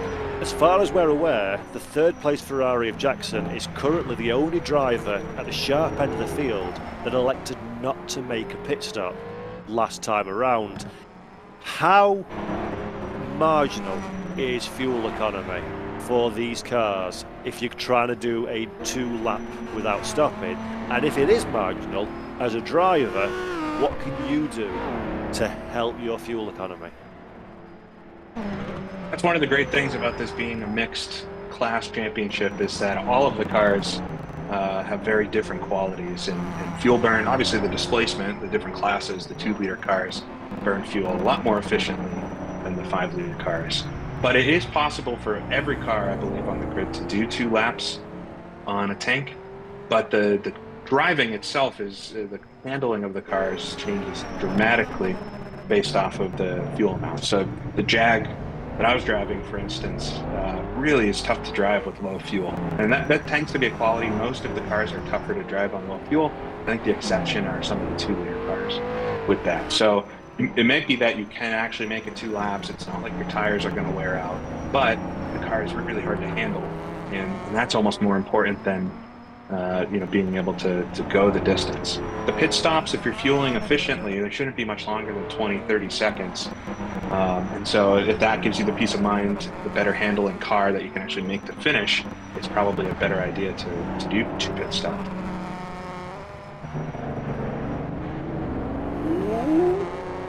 That was close. And I'm just looking here at the running order. So Simicic is first on track right now. He started 3rd overall. Isidoro, DNF, Barron has had some issues and is down the running order. But Ascari is not far behind Yerne. And Ascari started between Yerne and myself. And so he pulled in about 10 seconds. So we might be looking at Kantonen actually leading the way right now. I really like. And he's in a bit of a train at the minute, so that's going to lose him a bit of time if people don't move out the way or whatever. And this is scary, isn't it? When you're at this point of the race, as Jake mentioned, there's the different classes, there's different speeds, people get their lap time through different parts of the track, there's different understanding of where you can and can't go fast. It's so easy, if you're in a little gaggle like we see here, to brake a bit later than the rival in front of you, or even worse, brake earlier and get rear-ended from the car behind. So it's a really nervous time for a driver when racing in close proximity to other cars. But that could also help Aidan as well, can't it? If you've got a visual marker in front of you, you can kind of use that to carry you along, provided they're tramming along at a pace that's good enough to uplift your overall performance as well. Yeah, and the way these cars drive, obviously you don't have a lot of cornering grip. So unlike GT3s or modern cars, anything, I'll say modern, anything 80s and newer, the cornering speeds are really low and you don't have the grip to go side by side. So you have to pass into braking zones, or more likely just on a straightaway by letting somebody by. So you're not going to be able to outbrake each other either, generally. But this will be quite interesting. Actually, it looks like we didn't see it on screen, but Santiago just let Simet Paul by. They're racing both in the Aston Martin, so they would have been in a slipstream tango as well on the straightaway coming up. Which of course will help fuel consumption as well as giving you a visual reference. And I mentioned this before you came on, Jake. It's obviously it's my first time participating in the commentary team for this championship, and one thing, apart from the obvious class of driving quality that we've seen on track, one thing that's really impressed me is the gentlemanly conduct of a lot of these drivers. They are making, if you're coming up to be overtaken, they're making life nice, as easy as possible for the chasing car behind. And I really like to see that one. I think it's a testament to the series itself, isn't it, that we've got such professional and gentlemanly drivers that are racing at such an incredibly high level here. We do, and we're about to see Hrrc do a low 39-minute lap. He's coming through the final 2 corners now. This is going to be way quicker than any of the qualifying times. Track grip maybe a bit different now, but he's also in the zone. But incredible lap. I would expect him to pit here, or not. He's not pitting, so he pit on the first lap, and he didn't come in the second lap. So he's basically mirroring Jackson's strategy the other way, and so I think Hrrc might be. If he can get loose of Canton in here, if he can get about 15 seconds ahead of Canton in, we could be pretty sure that Hrrc might be on his way to win, at least out of the top 3 or 4 drivers. Your comments though your comments on the driving of the series though, here's Jackson in the pits. The drivers we've I think found or have found us really. It's been an open summer, so anybody can sign up, but. Obviously folks that enjoy vintage racing, maybe skew a little bit older generally, although we do have some younger folks, which is great. And but overall, we're here to enjoy the cars. Where these tracks are hard, the cars are hard. You put in a lot of time to practice and make a race like this, and so I think that shows. It definitely gets a little more head-to-head and fighty at some of the, Le Mans will see that for sure. But around a track like this, everybody that's here knows that everybody else is doing their very best, and we'll certainly give them a little bit of space for it.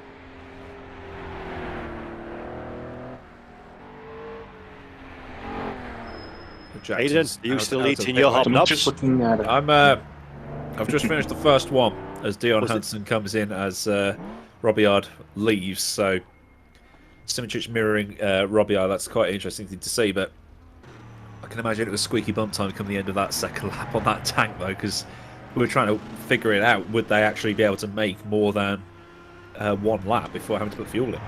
He's quite brave as well from Simincic, isn't he? He knows he's got good pace at this stage. As Jake's already mentioned, as the car gets lighter, it becomes more difficult to drive. And Simincic, if he continued as he was, made his pit stop and carried on, it'd still be a good position for a strong result, even potentially a win. So this is bravery. This shows the confidence of drivers at this level, doesn't it? That with all the other issues that they've got to overcome, he's still willing to roll the dice of the light tank, difficult car to give himself even more advantage over the pack. Yeah, well, really, so right now he's on his 3rd lap, his final lap of the race, and the car is going to be in optimal configuration, if you will. It's got probably a half tank of fuel, maybe slightly less, and it's going to feel good. But at the time he gets to Colossano and starts that downhill run, that's when it's really going to start hurting, and it'll be fun to watch him towards the very end, see if he can actually, hold on to it. Definitely won't be fun from the driver's seat for Hrrc Simincic now, because the pressure is starting to build, and I just love to see how violent these cars are, even from the off-board shots. And we all know from watching motorsport, from watching esports and sim racing, it looks much more dramatic behind the wheel than it does from the TV cameras. But you can see how much movement is going through these cars, how hard the drivers are having to work as it goes over the crest, and the cars are starting to unsettle. The track is so bumpy as well, of course, being public roads, and the level of concentration and ability and mechanical sympathy and empathy, in fact, with the car that's underneath you, these drivers need to go quickly, is just something that's a pleasure to behold. We don't even need to see a competitive aspect of racing. Just watching these cars going around the racetrack is visually spectacular. And Jake and Aidan, to either of you that wants to pick this one up, that's pretty much why we love historic cars, isn't it? Because it's just so physical and so visual. Yeah, it's really fun. I know a lot of the folks involved in it, and I'll let you jump in after too, but the having your just basic type setup for steering wheels with no buttons and the H shifter, and it's very mechanical. There's not a lot to fiddle around with while you're driving. Just all you're doing is driving, so you're not changing modes and things on the engines. I think that's a draw for a lot of folks, and the driving looks spectacular. It is fastest to slide these cars around, which is not always true with a lot of cars. So, as you see folks sliding the cars through the corners, that's really the quick way. Getting oversteer, coming onto the straightaways, it's actually really controllable once you learn how to handle it. And it's so much fun to drive. These cars in this mod overall that Wuchu has put together for our Factor 2 here is just some of the best vintage cars in sim racing. It's back to basics driving, really, isn't it? You've got your. It's almost like going from a Formula One car back down to an old Formula 4. No, sorry, not old Formula 4, Formula Ford with the 4-speed H pattern. It's like, okay, I've got no aero, very little mechanical. It's me and an engine essentially and 4 wheels, so having to be careful on the pattern. It's kind of, I don't know, going back to some of these older cars, you then go back into a modern one and find that you can get a little bit better in a modern car from driving these older ones because of the way that they need to be driven, if that makes any sense. I don't know if that's, I suppose, like modern for you, Jake, is 1993, isn't it? Yeah, once we get the H patterns, tends to be the more modern side of where I'm sim racing. But yeah, we see you're in a sim. It's a lot of the modern type cars and enjoys thoroughly driving these because they are so different. So you don't have to be obsessed with vintage racing or that be your only thing to try these out and appreciate them and have fun. But if you don't race this type of thing very often, I definitely expect an adjustment period as you figure it out for the first time. Now, both of you have mentioned H-pattern shifters a little bit during the last few minutes of conversation, and that kind of takes me back to a bit of the commentary I was talking to Aidan about, and I want to speak to you as well about this, Jake, if I can, to get your take on this one. One would assume, because of the level of commitment required to take part competitively in something like this, you're rocking a H-pattern shifter. I assume that you go through the whole heel and toe routine and everything, and explain to anybody that maybe is more used to the flappy paddles just why that is so damn awesome. It's a lot of fun. It's very satisfying once you get it figured out. I think this was actually the first race this season that I was left foot braking quite a lot because the Jag, it's almost always in first gear around here. There's not a lot of shifting happening, just a couple of straightaways, and then of course the last straightaway. But yeah, it's a fun style of driving. It takes a lot of practice. We're not enforcing that. This car is doing a lot of sliding there. We're not enforcing that folks, do H pattern. We didn't want to block the league from folks that might just have paddles, but we don't have auto shifting. The only aid that is enabled is clutch help. So if you don't have 3 pedals, you can still participate. But otherwise, no aids at all. And a good number of the folks involved are using H patterns. So it's really an impressive thing to watch. Very satisfying to do though, but certainly takes a lot of practice. I bought a stupidly expensive H-pattern shifter because I adore that kind of thing, and then quickly realised very few cars in sim racing are actually H-pattern, and even less of them race online, which is why I was so intrigued about taking part in this. It's such a physically manual experience to drive this kind of car on this kind of track, isn't it? It really is. I'm looking through our results currently too, and I think we've been sleeping a little bit on Dion Hansen, up to 5th overall. Tough to say exactly where he might be time-wise, but he did start 9th in the starting order. Has passed Rupe, who's behind him now, and not super far off Darren, who's had some of his own issues. So he might be an interesting one to watch as we get a little bit further. I know we're watching on screen right now Martin Baer as well, and he's got the 354 behind him. Just Booch Magoo, one of my favorite names. Oh, Birchfield's out. Austin Birchfield. So he started back in 36th in that Mercedes-Benz, which is an absolute tank. If you want a tricky car to drive, that 3-liter category. I know, Aidan, you've mentioned this a bunch this season, that the results will be kind of jumbled. You wouldn't expect just on paper to see the 5-liter cars behind the 2 liters or 3 liters mixed in.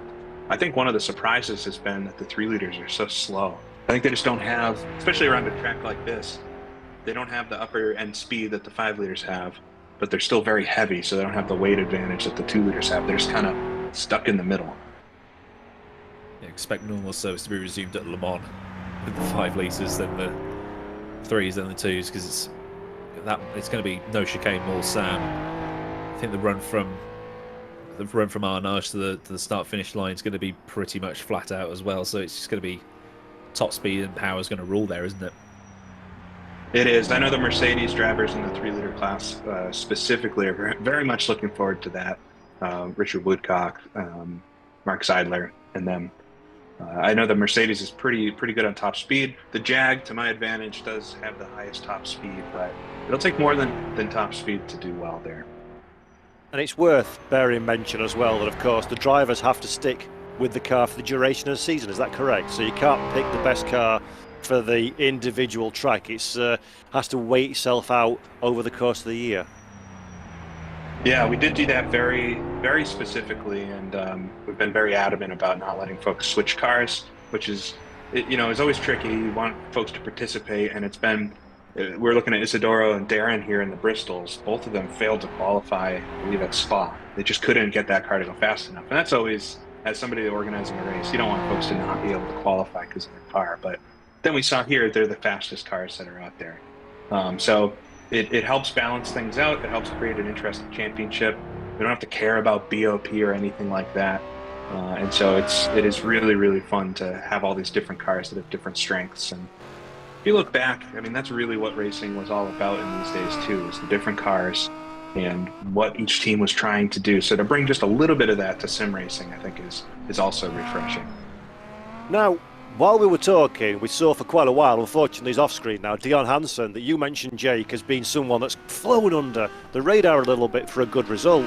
Hansen was wringing the neck of that car for the few minutes that we saw him on screen, in direct comparison to Ascari that we're looking at now, that's much smoother at this stage of the race behind the wheel. So I think Dion Hansen has sniffed himself an opportunity of a very good result indeed as Ascari gets the sideways action going on the power out through the hairpin. So now, Aidan, you mentioned the whole railroad and how the track's going to progress and change, and the cars and the balance is going to change as well. This is kind of like the golden time in this race, isn't it, to really lay a claim for a strong result on the checkered flag. Without overdoing it, obviously. Yeah, it's it's probably because of the length of the track, the railroad's not going to build up in the same way that it would 30 cars at Knockhill would. There's only going to be a ever so slight amount of grip on the track. It might be worth maybe a tenth or two, but you never know what that's going to do with what happens at the end. And just looking in the production chat Discord channel where it's saying, it's going to be close between so and so and so and so, because I think it was something like Jackson was 10 seconds faster on the first lap, but Simincic was 13 seconds faster on the second lap. So that's like a 3-second gain for Yerne, but we're not going to know until the end, because we've got people like Liam and that go just trying to calculate the times manually like they would have done back in 1954. So they've probably got the hardest job out of anybody, more so than the drivers have. So yeah, they're going to be very busy over the next sort of hour or so, I would have thought. Yeah, back in for the real Targa Florio, I guess up until recently, and they may still do it for redundancy at the Isle of Man for the TT races, but it's literally a booth of folks with stopwatches and timing. They each have drivers assigned to them, and they are cars assigned to them for this event, and they would track that car and time its time it crosses the line and be able to report that way. So in real life, you would get a sense of who's winning. To go back on what I was saying earlier, just a little bit, based off of each lap time, but you still wouldn't have that full picture to the end. And unfortunately, because of how we had to change the start around, big applause to Just Race that does the servers for this, for quickly getting another server stood up for us. Ian and Liam in the stewarding box for thinking on the fly and coming up with a new starting procedure for this. We were very close to canceling today just because of all the issues we were having at first, but we got it running. And because of the change in the start, we may not be able to know really the final results till quite a bit after. We're going to have to do some replay analysis here, but we'll be able to calculate who did what lap times and see exactly where the results ended up. But yeah, I agree that it looks like Yerne and Jackson might be really close. Ascari, just because he's not super far off of Yerne and did start behind him, might be close. And then Dion looks like another clear front runner in the 3-liter Aston Martin, actually. Yeah, we've also lost Dan Court and Sinmad Paul in quick succession, so I don't know if they had it coming together or they stacked it into the same wall, because I've had it myself. You see a guy go wide at the next corner, and then you do exactly the same thing. So see if broadcast director Daniel Costello can get a replay of those. But looking at Jackson, he's 13 and a half minutes into his lap at the minute, his final lap at the minute, and we have 13 drivers remaining of those who started. So Well, I think it might be a bit higher than that. It's actually quite a lot higher. There's a couple that are DNF that are sliding down the order right now. I think we've got about 27, 26 cars still running, which we had 16 finish at the Isle of Man, which was our lowest of the season. So be interesting to see. It looks like we may come out on top of that. Oh yeah, I can see. In many ways, this track is actually a lot easier than the Isle of Man is, even though that track's a little bit shorter. Certainly a lot shorter lap times. It's such higher speed there that you have to really know where you're going to go anywhere. Whereas in this track, there's a lot of slow speed corners. You can kind of get into a rhythm there. And we're on board now with Hrrc Simičić, and Ascari is within sight of him from behind. This is where we're going to see the grunt of this Ferrari is going to happen here, but then he's coming up corner. to Cultivatore here, which is maybe not the highest point on the track, but close to it. He's going to flip down the side road, coming up here to head towards Scilato, which is just to halfway around the lap. He's probably 2-3 minutes before halfway. It's just crazy, some of the stuff that Hrrc is able to do in these cars. We saw on lap 1, he basically did a full-on Matrix wall ride up the side of one of these sort of cliff faces, if you want to call them that, and he's sort of cutting corners a tiny bit just to sort of straighten out the corner a tiny bit and things like that. And he's doing it here as well. Dips onto the grass, and then again, I wouldn't have the confidence in any car to do that. So so knowing that he's driving super quick around this super difficult track, it's definitely a marker of the sort of the talent that has been attracted to this league. And let's not forget as well that Hrrc is running a light fuel load as well, having not made his pit stop. Now this is a bit of drama that we saw earlier on. Aidan, if you want to take it away. Yeah, this is what we were talking about earlier with... Oof! Ow! Okay, that was unavoidable. That's unlucky. It was Santiago and Sinmad Paul coming together. Yeah. I saw they're chatting about an incident there, but yeah, it's just unfortunate that happens, but it doesn't look malicious in any way. Yeah, he's just clattered the raised part of that concrete wall on the bridge and bounced back into the middle of the track, so it's just wrong place at the wrong time. So can't really be mad at anybody for that. It happens, and if you are mad about it, you've overthought it a tiny bit. But in the moment, you probably are going to think of that. This goes back to what we were talking about earlier when we saw the little battle pack of 3 cars, isn't it? That it's so easy to get wrapped up in somebody else's problem that's not of your own making, which is why it's always a nerve-wracking experience to be sharing a similar piece of tarmac on a track like this. And by virtue of the fact that we've got very different classes where lap times are achieved in very different ways, you can often find yourself behind a 5 litre, for example, and you're much faster over the lap, but they keep ground because of fast on straights. And it's so easy to get caught up in things that are completely outside of your sphere of influence, and that's a perfect example of exactly what we were talking about. Playing to that point, Paul, Kantonen's closed in quite a lot on Simičić, but they've just gone through one of the tightest parts of the circuit. They're still going to be in it for a little while, but unless Kantonen catches up to Hrrc, once I get to that straightaway at the end of the lap, Hrrc is obviously going to have a huge advantage, at least 15 to 20 kilometers per hour down the straightaway. So that'll give him quite the gap, probably pick up 5-6 seconds there, and that might end up saving his race. It ain't over until it's over. in the events like this one, and every single one of these drivers knows that one so well indeed. You've got to push as Dion Hansen gets the rear out once again in that Aston Martin, but gathers it all up nice and quickly. Not much loss there, and Hansen, the Dutchman, still very firmly, guys, in contention for a strong result, and he knows that he's in contention for something good at the end of today, and he's leaving absolutely nothing on the table. And let's not forget, by this point, drivers have been pushing to their absolute limit for over an hour and a half, and that goes back, Jake, doesn't it, to what we were saying about the mental fatigue as well.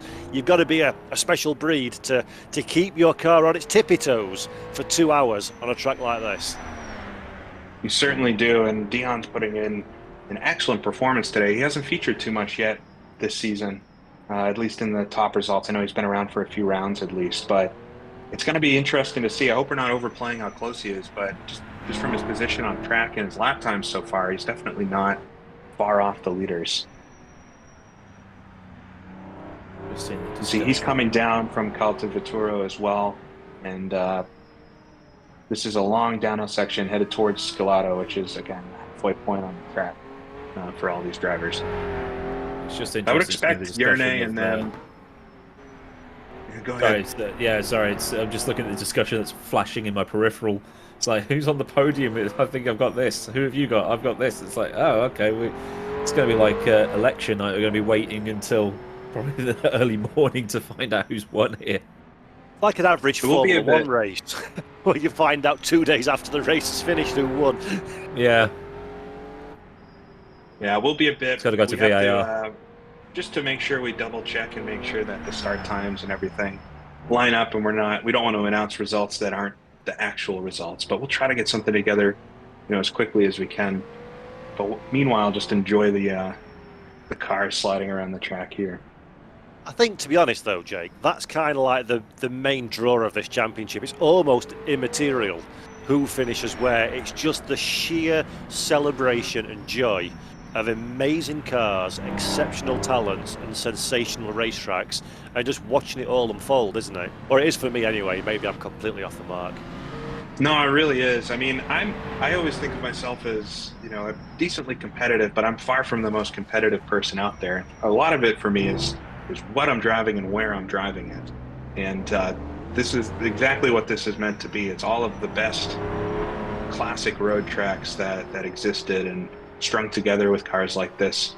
Even finishing this race would have been nice today, even if it wasn't on the top step. But yeah, it's I know for every driver here, and I'm so happy we have so many still in the race, but every driver that finishes this is going to feel very accomplished. Oh, that was scary. It does look like we got Scooby behind Real Deal. Yeah, Scooby, one of the few drivers actually using a controller rather than a wheel. Able to control that Ferrari around here with that.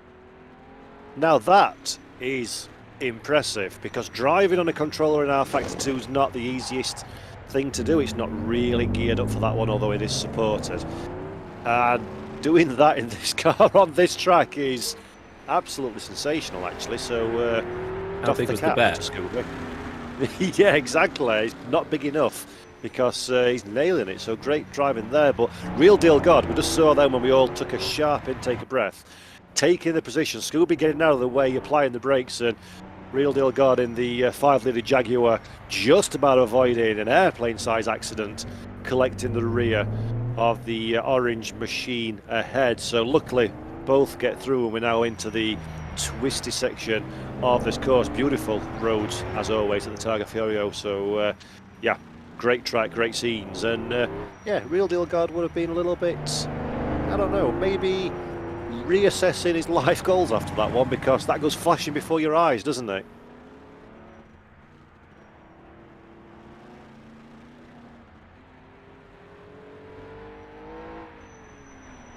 Come on, Aidan, stop chatting on YouTube. Where are you? I thought you were talking to Jake, so I'm. I was throwing the question or the statement to anybody who wishes to pick up on it. I'm just lost in admiring the here on my other screen, watching. I thought Jake was going to answer, so he was the one that was driving around here. You're mesmerised by that pink and green livery, aren't you, for the Brazilian track? I don't even like watermelon, but Oh, it does yeah. look like. Now you said that one, yeah, that does remind me of that. As we're looking at our race leader in the Ferrari once again, and this has been a damn fine show from this young man, hasn't it? Yeah, it always is when he's on a track, isn't it? How sickening! Oh Yeah, look, there's the wall ride again. yeah. Oh! But he's going through. This is a section just up the road from Colossal, so he's getting pretty deep into the lap here. It's through a little hamlet, little village, Borgo Eras is what it's called, and the road here is a bit more narrow than it is even on other parts of the circuit. He just got through that actually, so it's going to widen back out. But he decided to make the road full width there. It looks like. Just over halfway through this lap as well. Yeah, he's over halfway. He's going to head down the hill here now, and come up to Colossano, the final or second to last town that'll go through, and then it'll be that run downhill. So, like we were talking about earlier, he's getting to that point where the car is going to be a lot harder to drive because of the fuel level. And I'm not sure. I didn't see his onboard earlier, but it does look like he's shaking it around quite a bit. Why is that? Esports. Is that micro corrections, or what is that? Well, I've heard somebody mention it in the comment in YouTube as well, Jake. What is all this steering activity about? Yeah, I might be learning something here a little bit about how to drive these cars at his level, but a lot of these cars, especially the heavier ones, 3-liter cars, 5-liter cars, is about setting up your weight transfer. My incident that I had, I didn't get the car turned in correctly, so there's really no, you can't just crank more wheel into the car. Even if you're slowing down, they'll tend to plow. So you'll see coming into the corner, you're really starting a controlled slide, and I think he's managing the weight transfer just with smaller inputs. He might have a tighter steering lock on it too. I'm not sure. Whatever it is spectacular to see on the screen. It's beautiful shots by our broadcast director as well, the TV cameras, and then the onboard as well, so you can really see the work that has been done at the steering wheel. And again, everybody at home, just to reiterate, I know I've said it a lot, but I'm going to say it again. About 2 hours worth of driving in these conditions with heavy, difficult to drive cars with absolutely no room to breathe or relax. Just marvel for a minute at the level of finesse of driving and the accuracy and the ability to really monster these cars that Simoncic is doing at this moment in time, but in fact everybody in this field is doing. It truly is.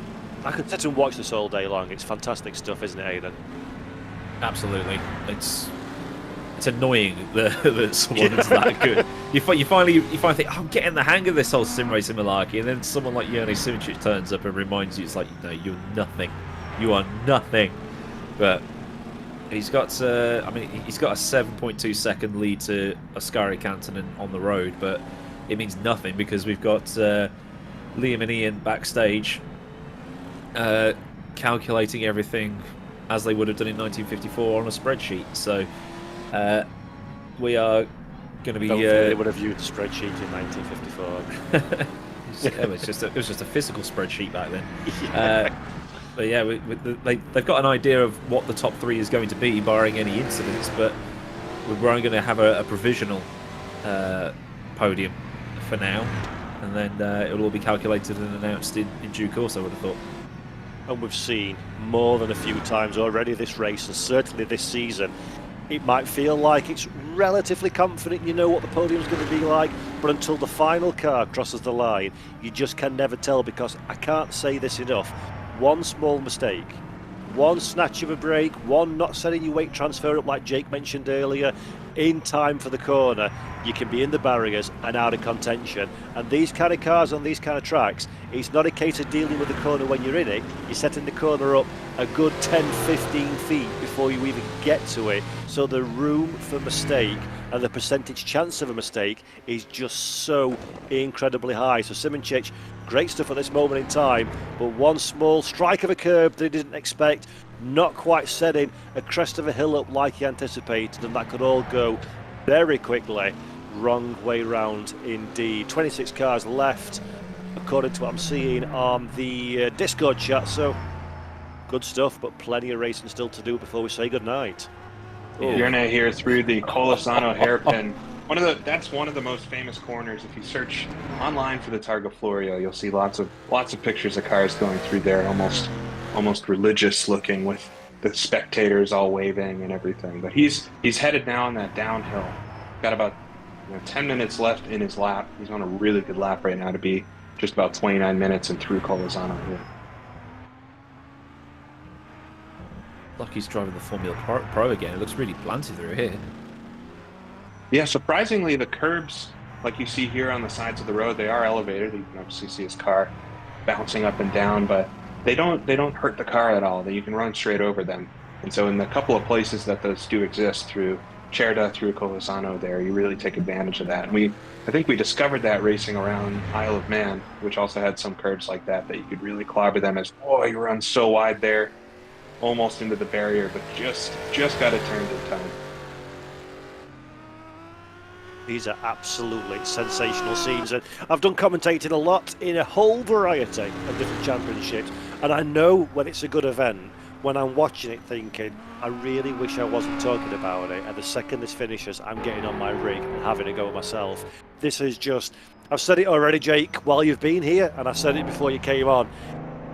Big shout out to you and everybody involved for devising and then producing a championship like this, because this is just exactly what motor racing should be, and such a hugely refreshing change from what we're used to seeing in our favourite sport. So big props to you, sir, for this one, because I am having such an amazing time, and I think the guys out there are as well. It's absolutely spectacular. That was on the edge. Yeah, it's Dion here is negotiating Colossano now as well. He'll come up to that hairpin too. But absolutely, and maybe it hasn't been mentioned yet here, but certainly all of what you're seeing here, the Targa Florio circuit, the car mod, every track we've raced this season, all available for free once you get R Factor 2 on the Steam Workshop. None of it is extra content that exists elsewhere too. So very accessible. If you have R Factor 2 looking to get it, you will be able to race all this stuff just right out of the box. And I'll second that one. As a member of staff of R Factor 2, go! Buy it now! It's amazing. No, jokes aside, it's a great sim platform, and it does offer such a wonderful variety to things like this one, an era of motorsport in sim racing that is often overlooked. So it's great that these, we said it at the beginning of the show, it's just sensational that the spirit of the Targa Florio can be relived in a virtual world long after it ceased to become a thing in real life. And that's the beauty, isn't it, of virtual motorsport, that the possibilities are quite literally limitless. It is. I know a lot of folks get a lot of joy out of doing, kind of replicating the modern motorsport that's out there, and that'll never go away. But hopefully stuff like this, and I hope to see more, because it would be great to do races that I also don't have to plan as well. But we can do so much more emulating old events that just isn't possible to do in real life anymore for many, many reasons. We can do that in sim racing, so I hope to see a lot more of it over the coming years. Oh my god. Ascari's really giving it down the hill here too. This is his final opportunity to gain on Hrrc. He's sliding all over the track here, but he's got just a few kilometers left till he gets to Campo Felice, which is the final town that you'll pass through and then get onto that long straightaway. And this little Maserati, it's very quick through the corners, but it's going to struggle against that Ferrari on the straight. All Tommy Mäkinen style, as you can see. That was Simichic's car just disappearing around that corner. He's not far behind. It's 4.6, no, 4.4 seconds. And again, he started about 15 seconds behind Hrrc. So, it wasn't exact. So we don't know for certain if he's within that at the finish, if he's beaten him. But it is going to be close. And we'll have to wait for those final results to see who really got the win here. And interestingly, that gap has stayed quite similar over the course of the last couple of laps. If we cast our mind back to the previous lap, they were within sight of each other at the time. That's only moved out for a few seconds, considering the differential in the horsepower potential of both cars. And as you say, the fact it gives lap time in different ways at different parts of the circuit. This has been a monster drive from Ascari, actually. Really, really impressive. Oh, Martin Bayer out.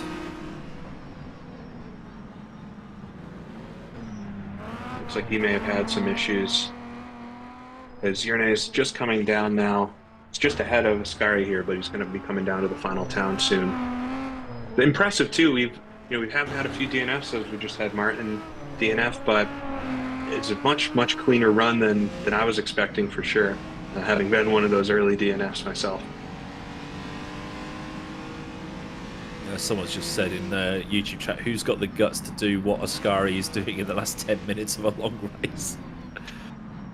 Well, Ascari you can do think clearly. about it, and oh my we god. had a few. Man, look at him go.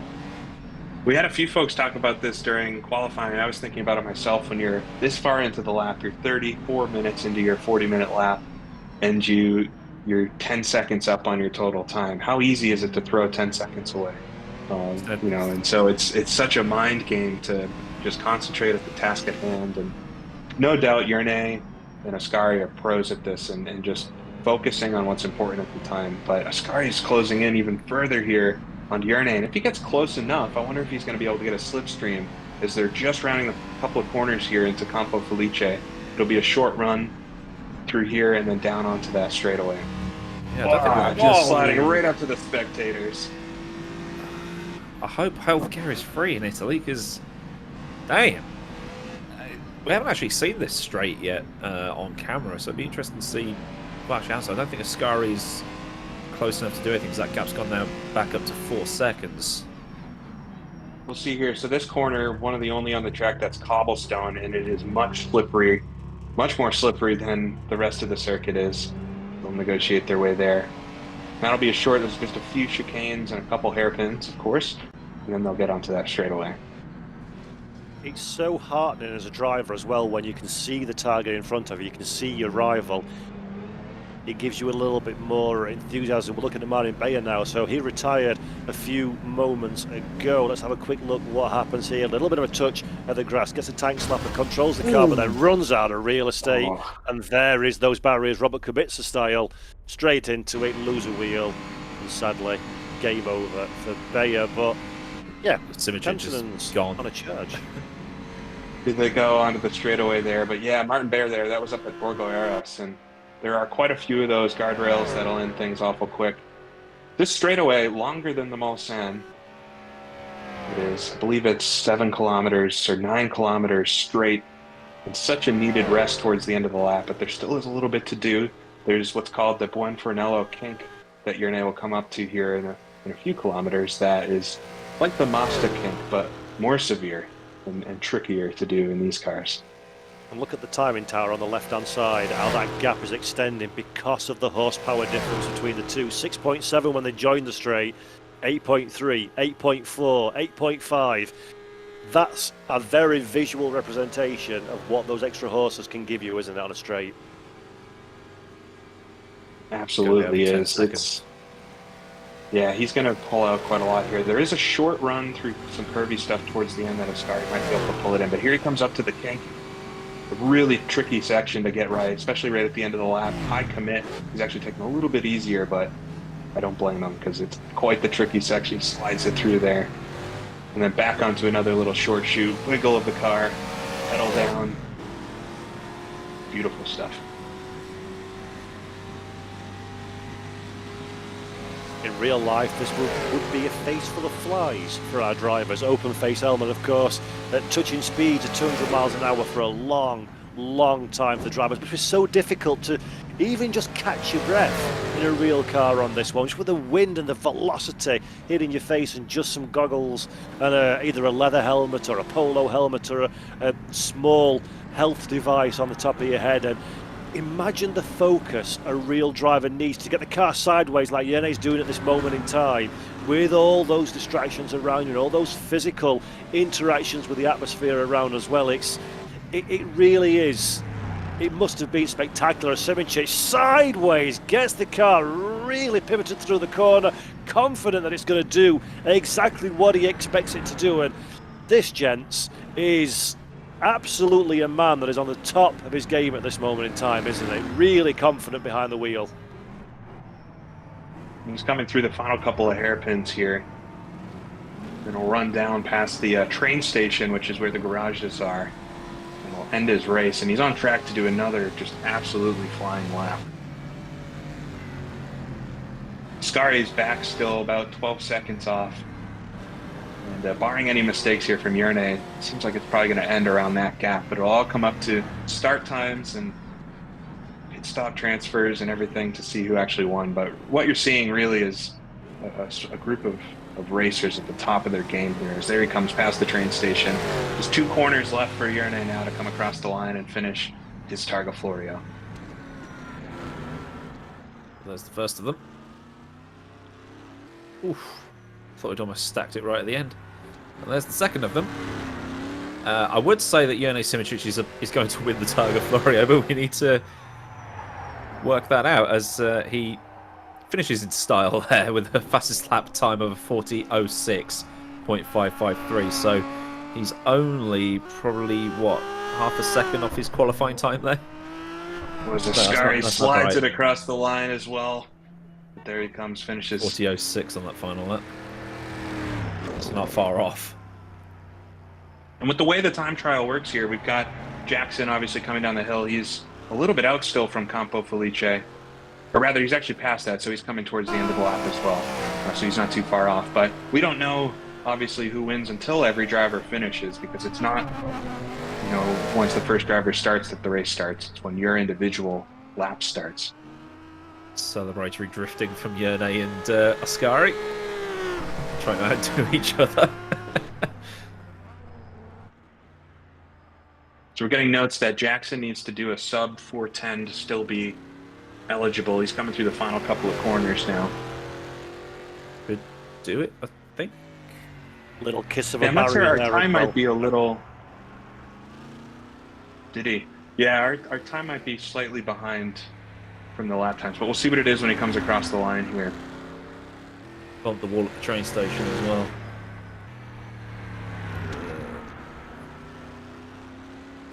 Doesn't say what he just did, so... So I'm seeing that he did his final lap was... Well, it looks like in sim at least 41:07 with a pit stop, so tough to say if he would have been able to capitalize on that.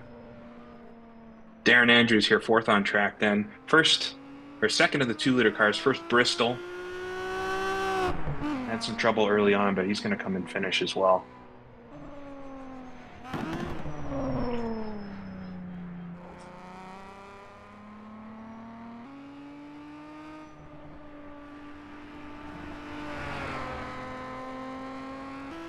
I think a finish is a win for anybody. Rip. Hard into the wall. It's actually surprisingly hard to make that corner, and it's one of those, I don't know if you've ever had this at longer tracks like the Nordschleife, where Dion Hansen's going to come through his ball, but getting that first corner, because you're always doing it maybe at a slower speed when you're starting a lap, when you're actually at speed, it's a lot trickier than it looks, but he's able to get through it nice and clean. Finished 4th on track there. A good race by Dion. I'm not sure if it's going to be enough to get the overall win, but you may very well have the 3-liter win. As Rupe, as well in the 3 liters, comes across, not too far behind. We'll have to look on track 2. I'm looking down the running order, and I believe our final car on the circuit is about halfway through the lap, so there's still quite a lot of driving to go from them. It's also going to be stupid o'clock in the morning for these Australians that are driving. Yeah, we haven't checked in too much on Reese Gardner, but he's still motoring along as well, which is great to see. I know this was an important one for him. Matt Wright, of course, got focused on here on the screen. He's not super far from the end of the lap.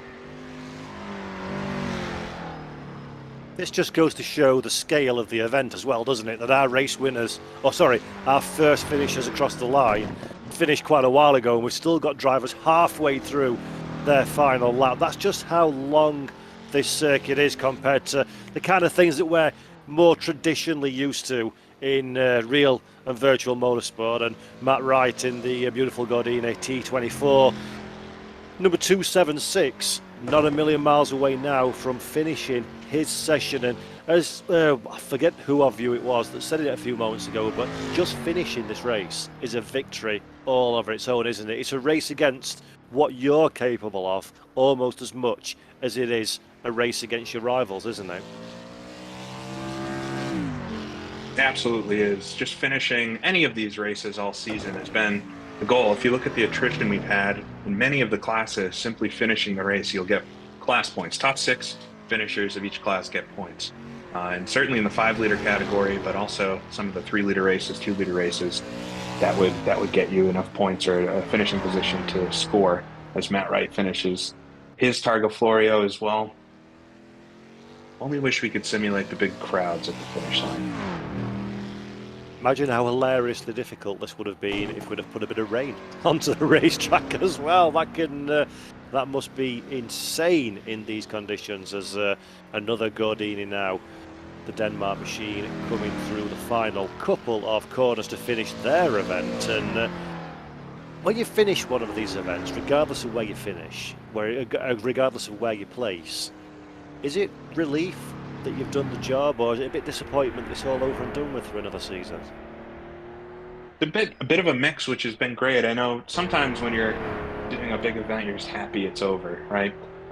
Especially if there's a lot of anticipation and practice. But the sentiment I've seen across the board from drivers this season has been that they can't wait for the next one. We've had so many questions about season 2. What is season 2 going to be? When's it going to be? And currently, there's no specific plans for anything. I'm sure we'll see something at some point, but I know that just means to me that folks really want to do more of this type of thing.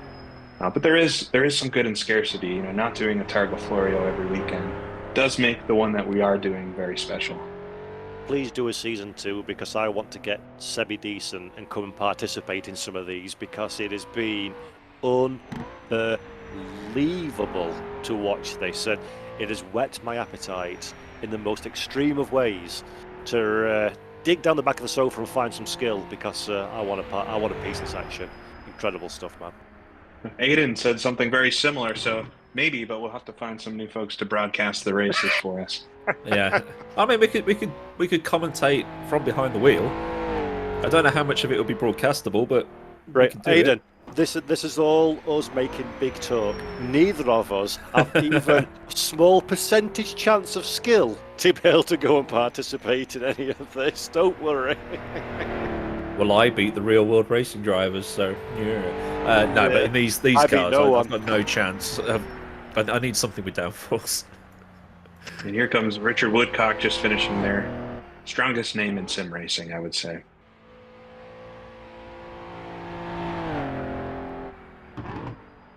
Mark Ziedler and another Mercedes-Benz. He's coming around through the final part of the lap as well. Seems like we'll catch each driver here towards the end, which is nice to see each of them. But Mark's been, I think, at every round this season, or has at least tried to qualify for each of them. It's been very, very gratifying to see the list of different nationalities as well that we've seen. We talked about it, Aidan and I, a little bit earlier on in the broadcast. It really is an international event, this one, isn't it? We've got drivers from Argentina, the States, from the UK, from Europe. It's great to see so many people so engaged in what is, frankly, a very niche part of what is a niche sim racing scene anyway. It is, and it's tough to find, obviously tough to find a time where everyone can compete, but we very strategically chose when these races would take place so that the largest amount of folks could participate. And although it is very, very late in Southeast Asia, we do have obviously a few Australians and New Zealanders that have been involved. And so it's great. We pretty much have the whole world covered with the series, and that's exactly what we wanted. Makes the grid nice and colourful as well, doesn't it? Yeah, big shout out to the livery makers, actually. It's amazing. I think you mentioned it, Aidan, earlier, but it's worth mentioning again that period livery designs, maker, it's such an important aspect that's often overlooked in a championship. Looks sensational, the whole field of cars, and yeah, really adds to the immersive factor of replicating an incredible race in a virtual world. It does. We did get a bit of, at first when we announced the series, and we had a very long section in our rule book about the liveries. And I know at first, maybe throws some people off, or why are we so specific? But once we did a race and everyone saw a full grid of cars and national colors with simple schemes, I think we all understood and really haven't heard anything about that since, and it's nice to have something different. Of course, you see the grids plastered with ads and everything, but to really put you in the time period, having very simplistic cars is very nice. Yeah, considering that earlier in the week Paul was commentating on a British touring car league where all the cars were covered in logos and had super colourful, super high tech liveries painted on, and now it's back to basics. It's quite a That's it is role playing in a bit.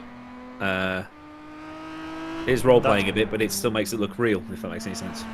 Aiden, saying they were super high tech liveries, my friend, was very generous of you. The Colourful was the best one, obviously. Right, gents, I have to say goodbye now, unfortunately, while our last... No! But I just want to say to Jake and GP Laps, to the Historic Road Racing Championship, to Mike and to everybody behind the scenes that's put this thing together and invited me along, a massive, massive thank you to you all. It's been an absolute honour and a pleasure to really get myself immersed in this world. So thank you so much. It's been incredible. Thoroughly enjoyed myself. That's been great having you Very along. nice talking with you. It's good to be in the same room for once. Yeah, for a change, rather than posting garbage to each other on Discord. So, guys, thank you very much. Folks at home, thank you for putting up with me for a few hours.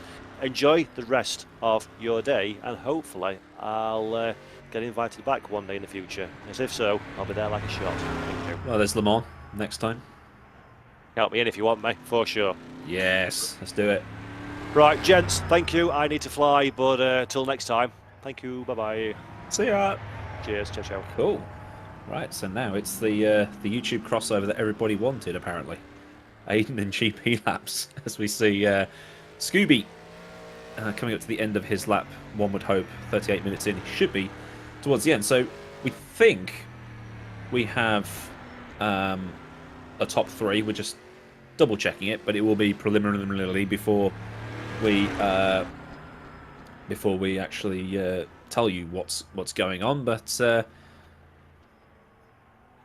yeah, we're doing our best quick maths here to see if we can figure out who has the top steps, but it'll take the evening for us to fully calculate, verify everything, get the full rundown, and we'll make sure to distribute that over YouTube comments and Twitter posts and everything that we can. As Scooby here in his controller, his dexterity drive is going to finish his Targa Florio, which is great to see. Finished it on a controller. He is the real winner. Real Deal God is, I think, one of the last runners to come across the line, isn't he? He's not running last, but he's quite far back. Had problems at we did see we saw a swap there too, because at some point we had seen Scooby let Real Deal God by, but looks like he got back around him at some point. But yeah, it's coming in the Jag, and yeah, we did see some real problems for him at Dundrop, but finishing the Targa Florio, which is an absolute accomplishment for Real Deal. Yeah, considering he was parked on an embankment at Dundrod for about 20 minutes. Nikolai B, the Dane, in his Merc, looking great. So we're still trying to figure out if we want to declare a preliminary result. I got you. Yeah, that one. Me fail English. As we just want to double check that before we start putting things out. But to have this many people finish this track is going to be a highlight of the season. But I want to ask you, Jake, how are you feeling about Le Mans? Have you done any laps yet? Have you got your nose in early, or has it just been Targa for this one? Definitely been focused on Targa. I have done some laps in these cars at Le Grand Circuit, as we're going to call it, before. And it's a great track for them, obviously. It's actually made by the mod creator, Wuchu. So it's very fitting for the series to end there. And yeah, it's going to be great. I mean, it's exactly what you'd expect. Slipstreaming the whole time, very long straightaways, top speed's going to be king, but also the braking. And if you can remember all the way back to Longford at the very start of the season, how much we were talking about brakes and brakes being an issue. expect that to return for Le Grand Le Mans. Especially when you're slamming on the brakes for Mulsanne at the end of the straight because there's no chicanes this time around. Absolutely. Yes, it's full brakes over the top of the hill at the end of the Mulsanne. Getting slowed down for, was that Mulsanne corner at the end? No Porsche curves, no chicanes. It's going to be crazy. Absolutely will. Looks like we may get the preliminary final results. At least for the podium, we'll have to wait to announce them further. But we can go there with what we've just been sent, at least for the time being, as we'll have the finishers finish up the race. Just to quickly answer a question in chat from Tom Percy was, do these guys race at Old Spa? They did round 2. You can dig through the live streams on my channel or on the Simply Race YouTube channel to find how that one turned out. As we do have a provisional podium, I'll just use provisional because I can actually say that word. Ascari Kantonen provisionally has won this race. We're going to double and triple check all of the results, but Ascari Kantonen winner, followed by Jerne Simicic and Jackson Robillard. So how do you think that's going to pan out for Jerne's season, Jake, as he tries to catch up to you in the standings with drop rounds and things like that?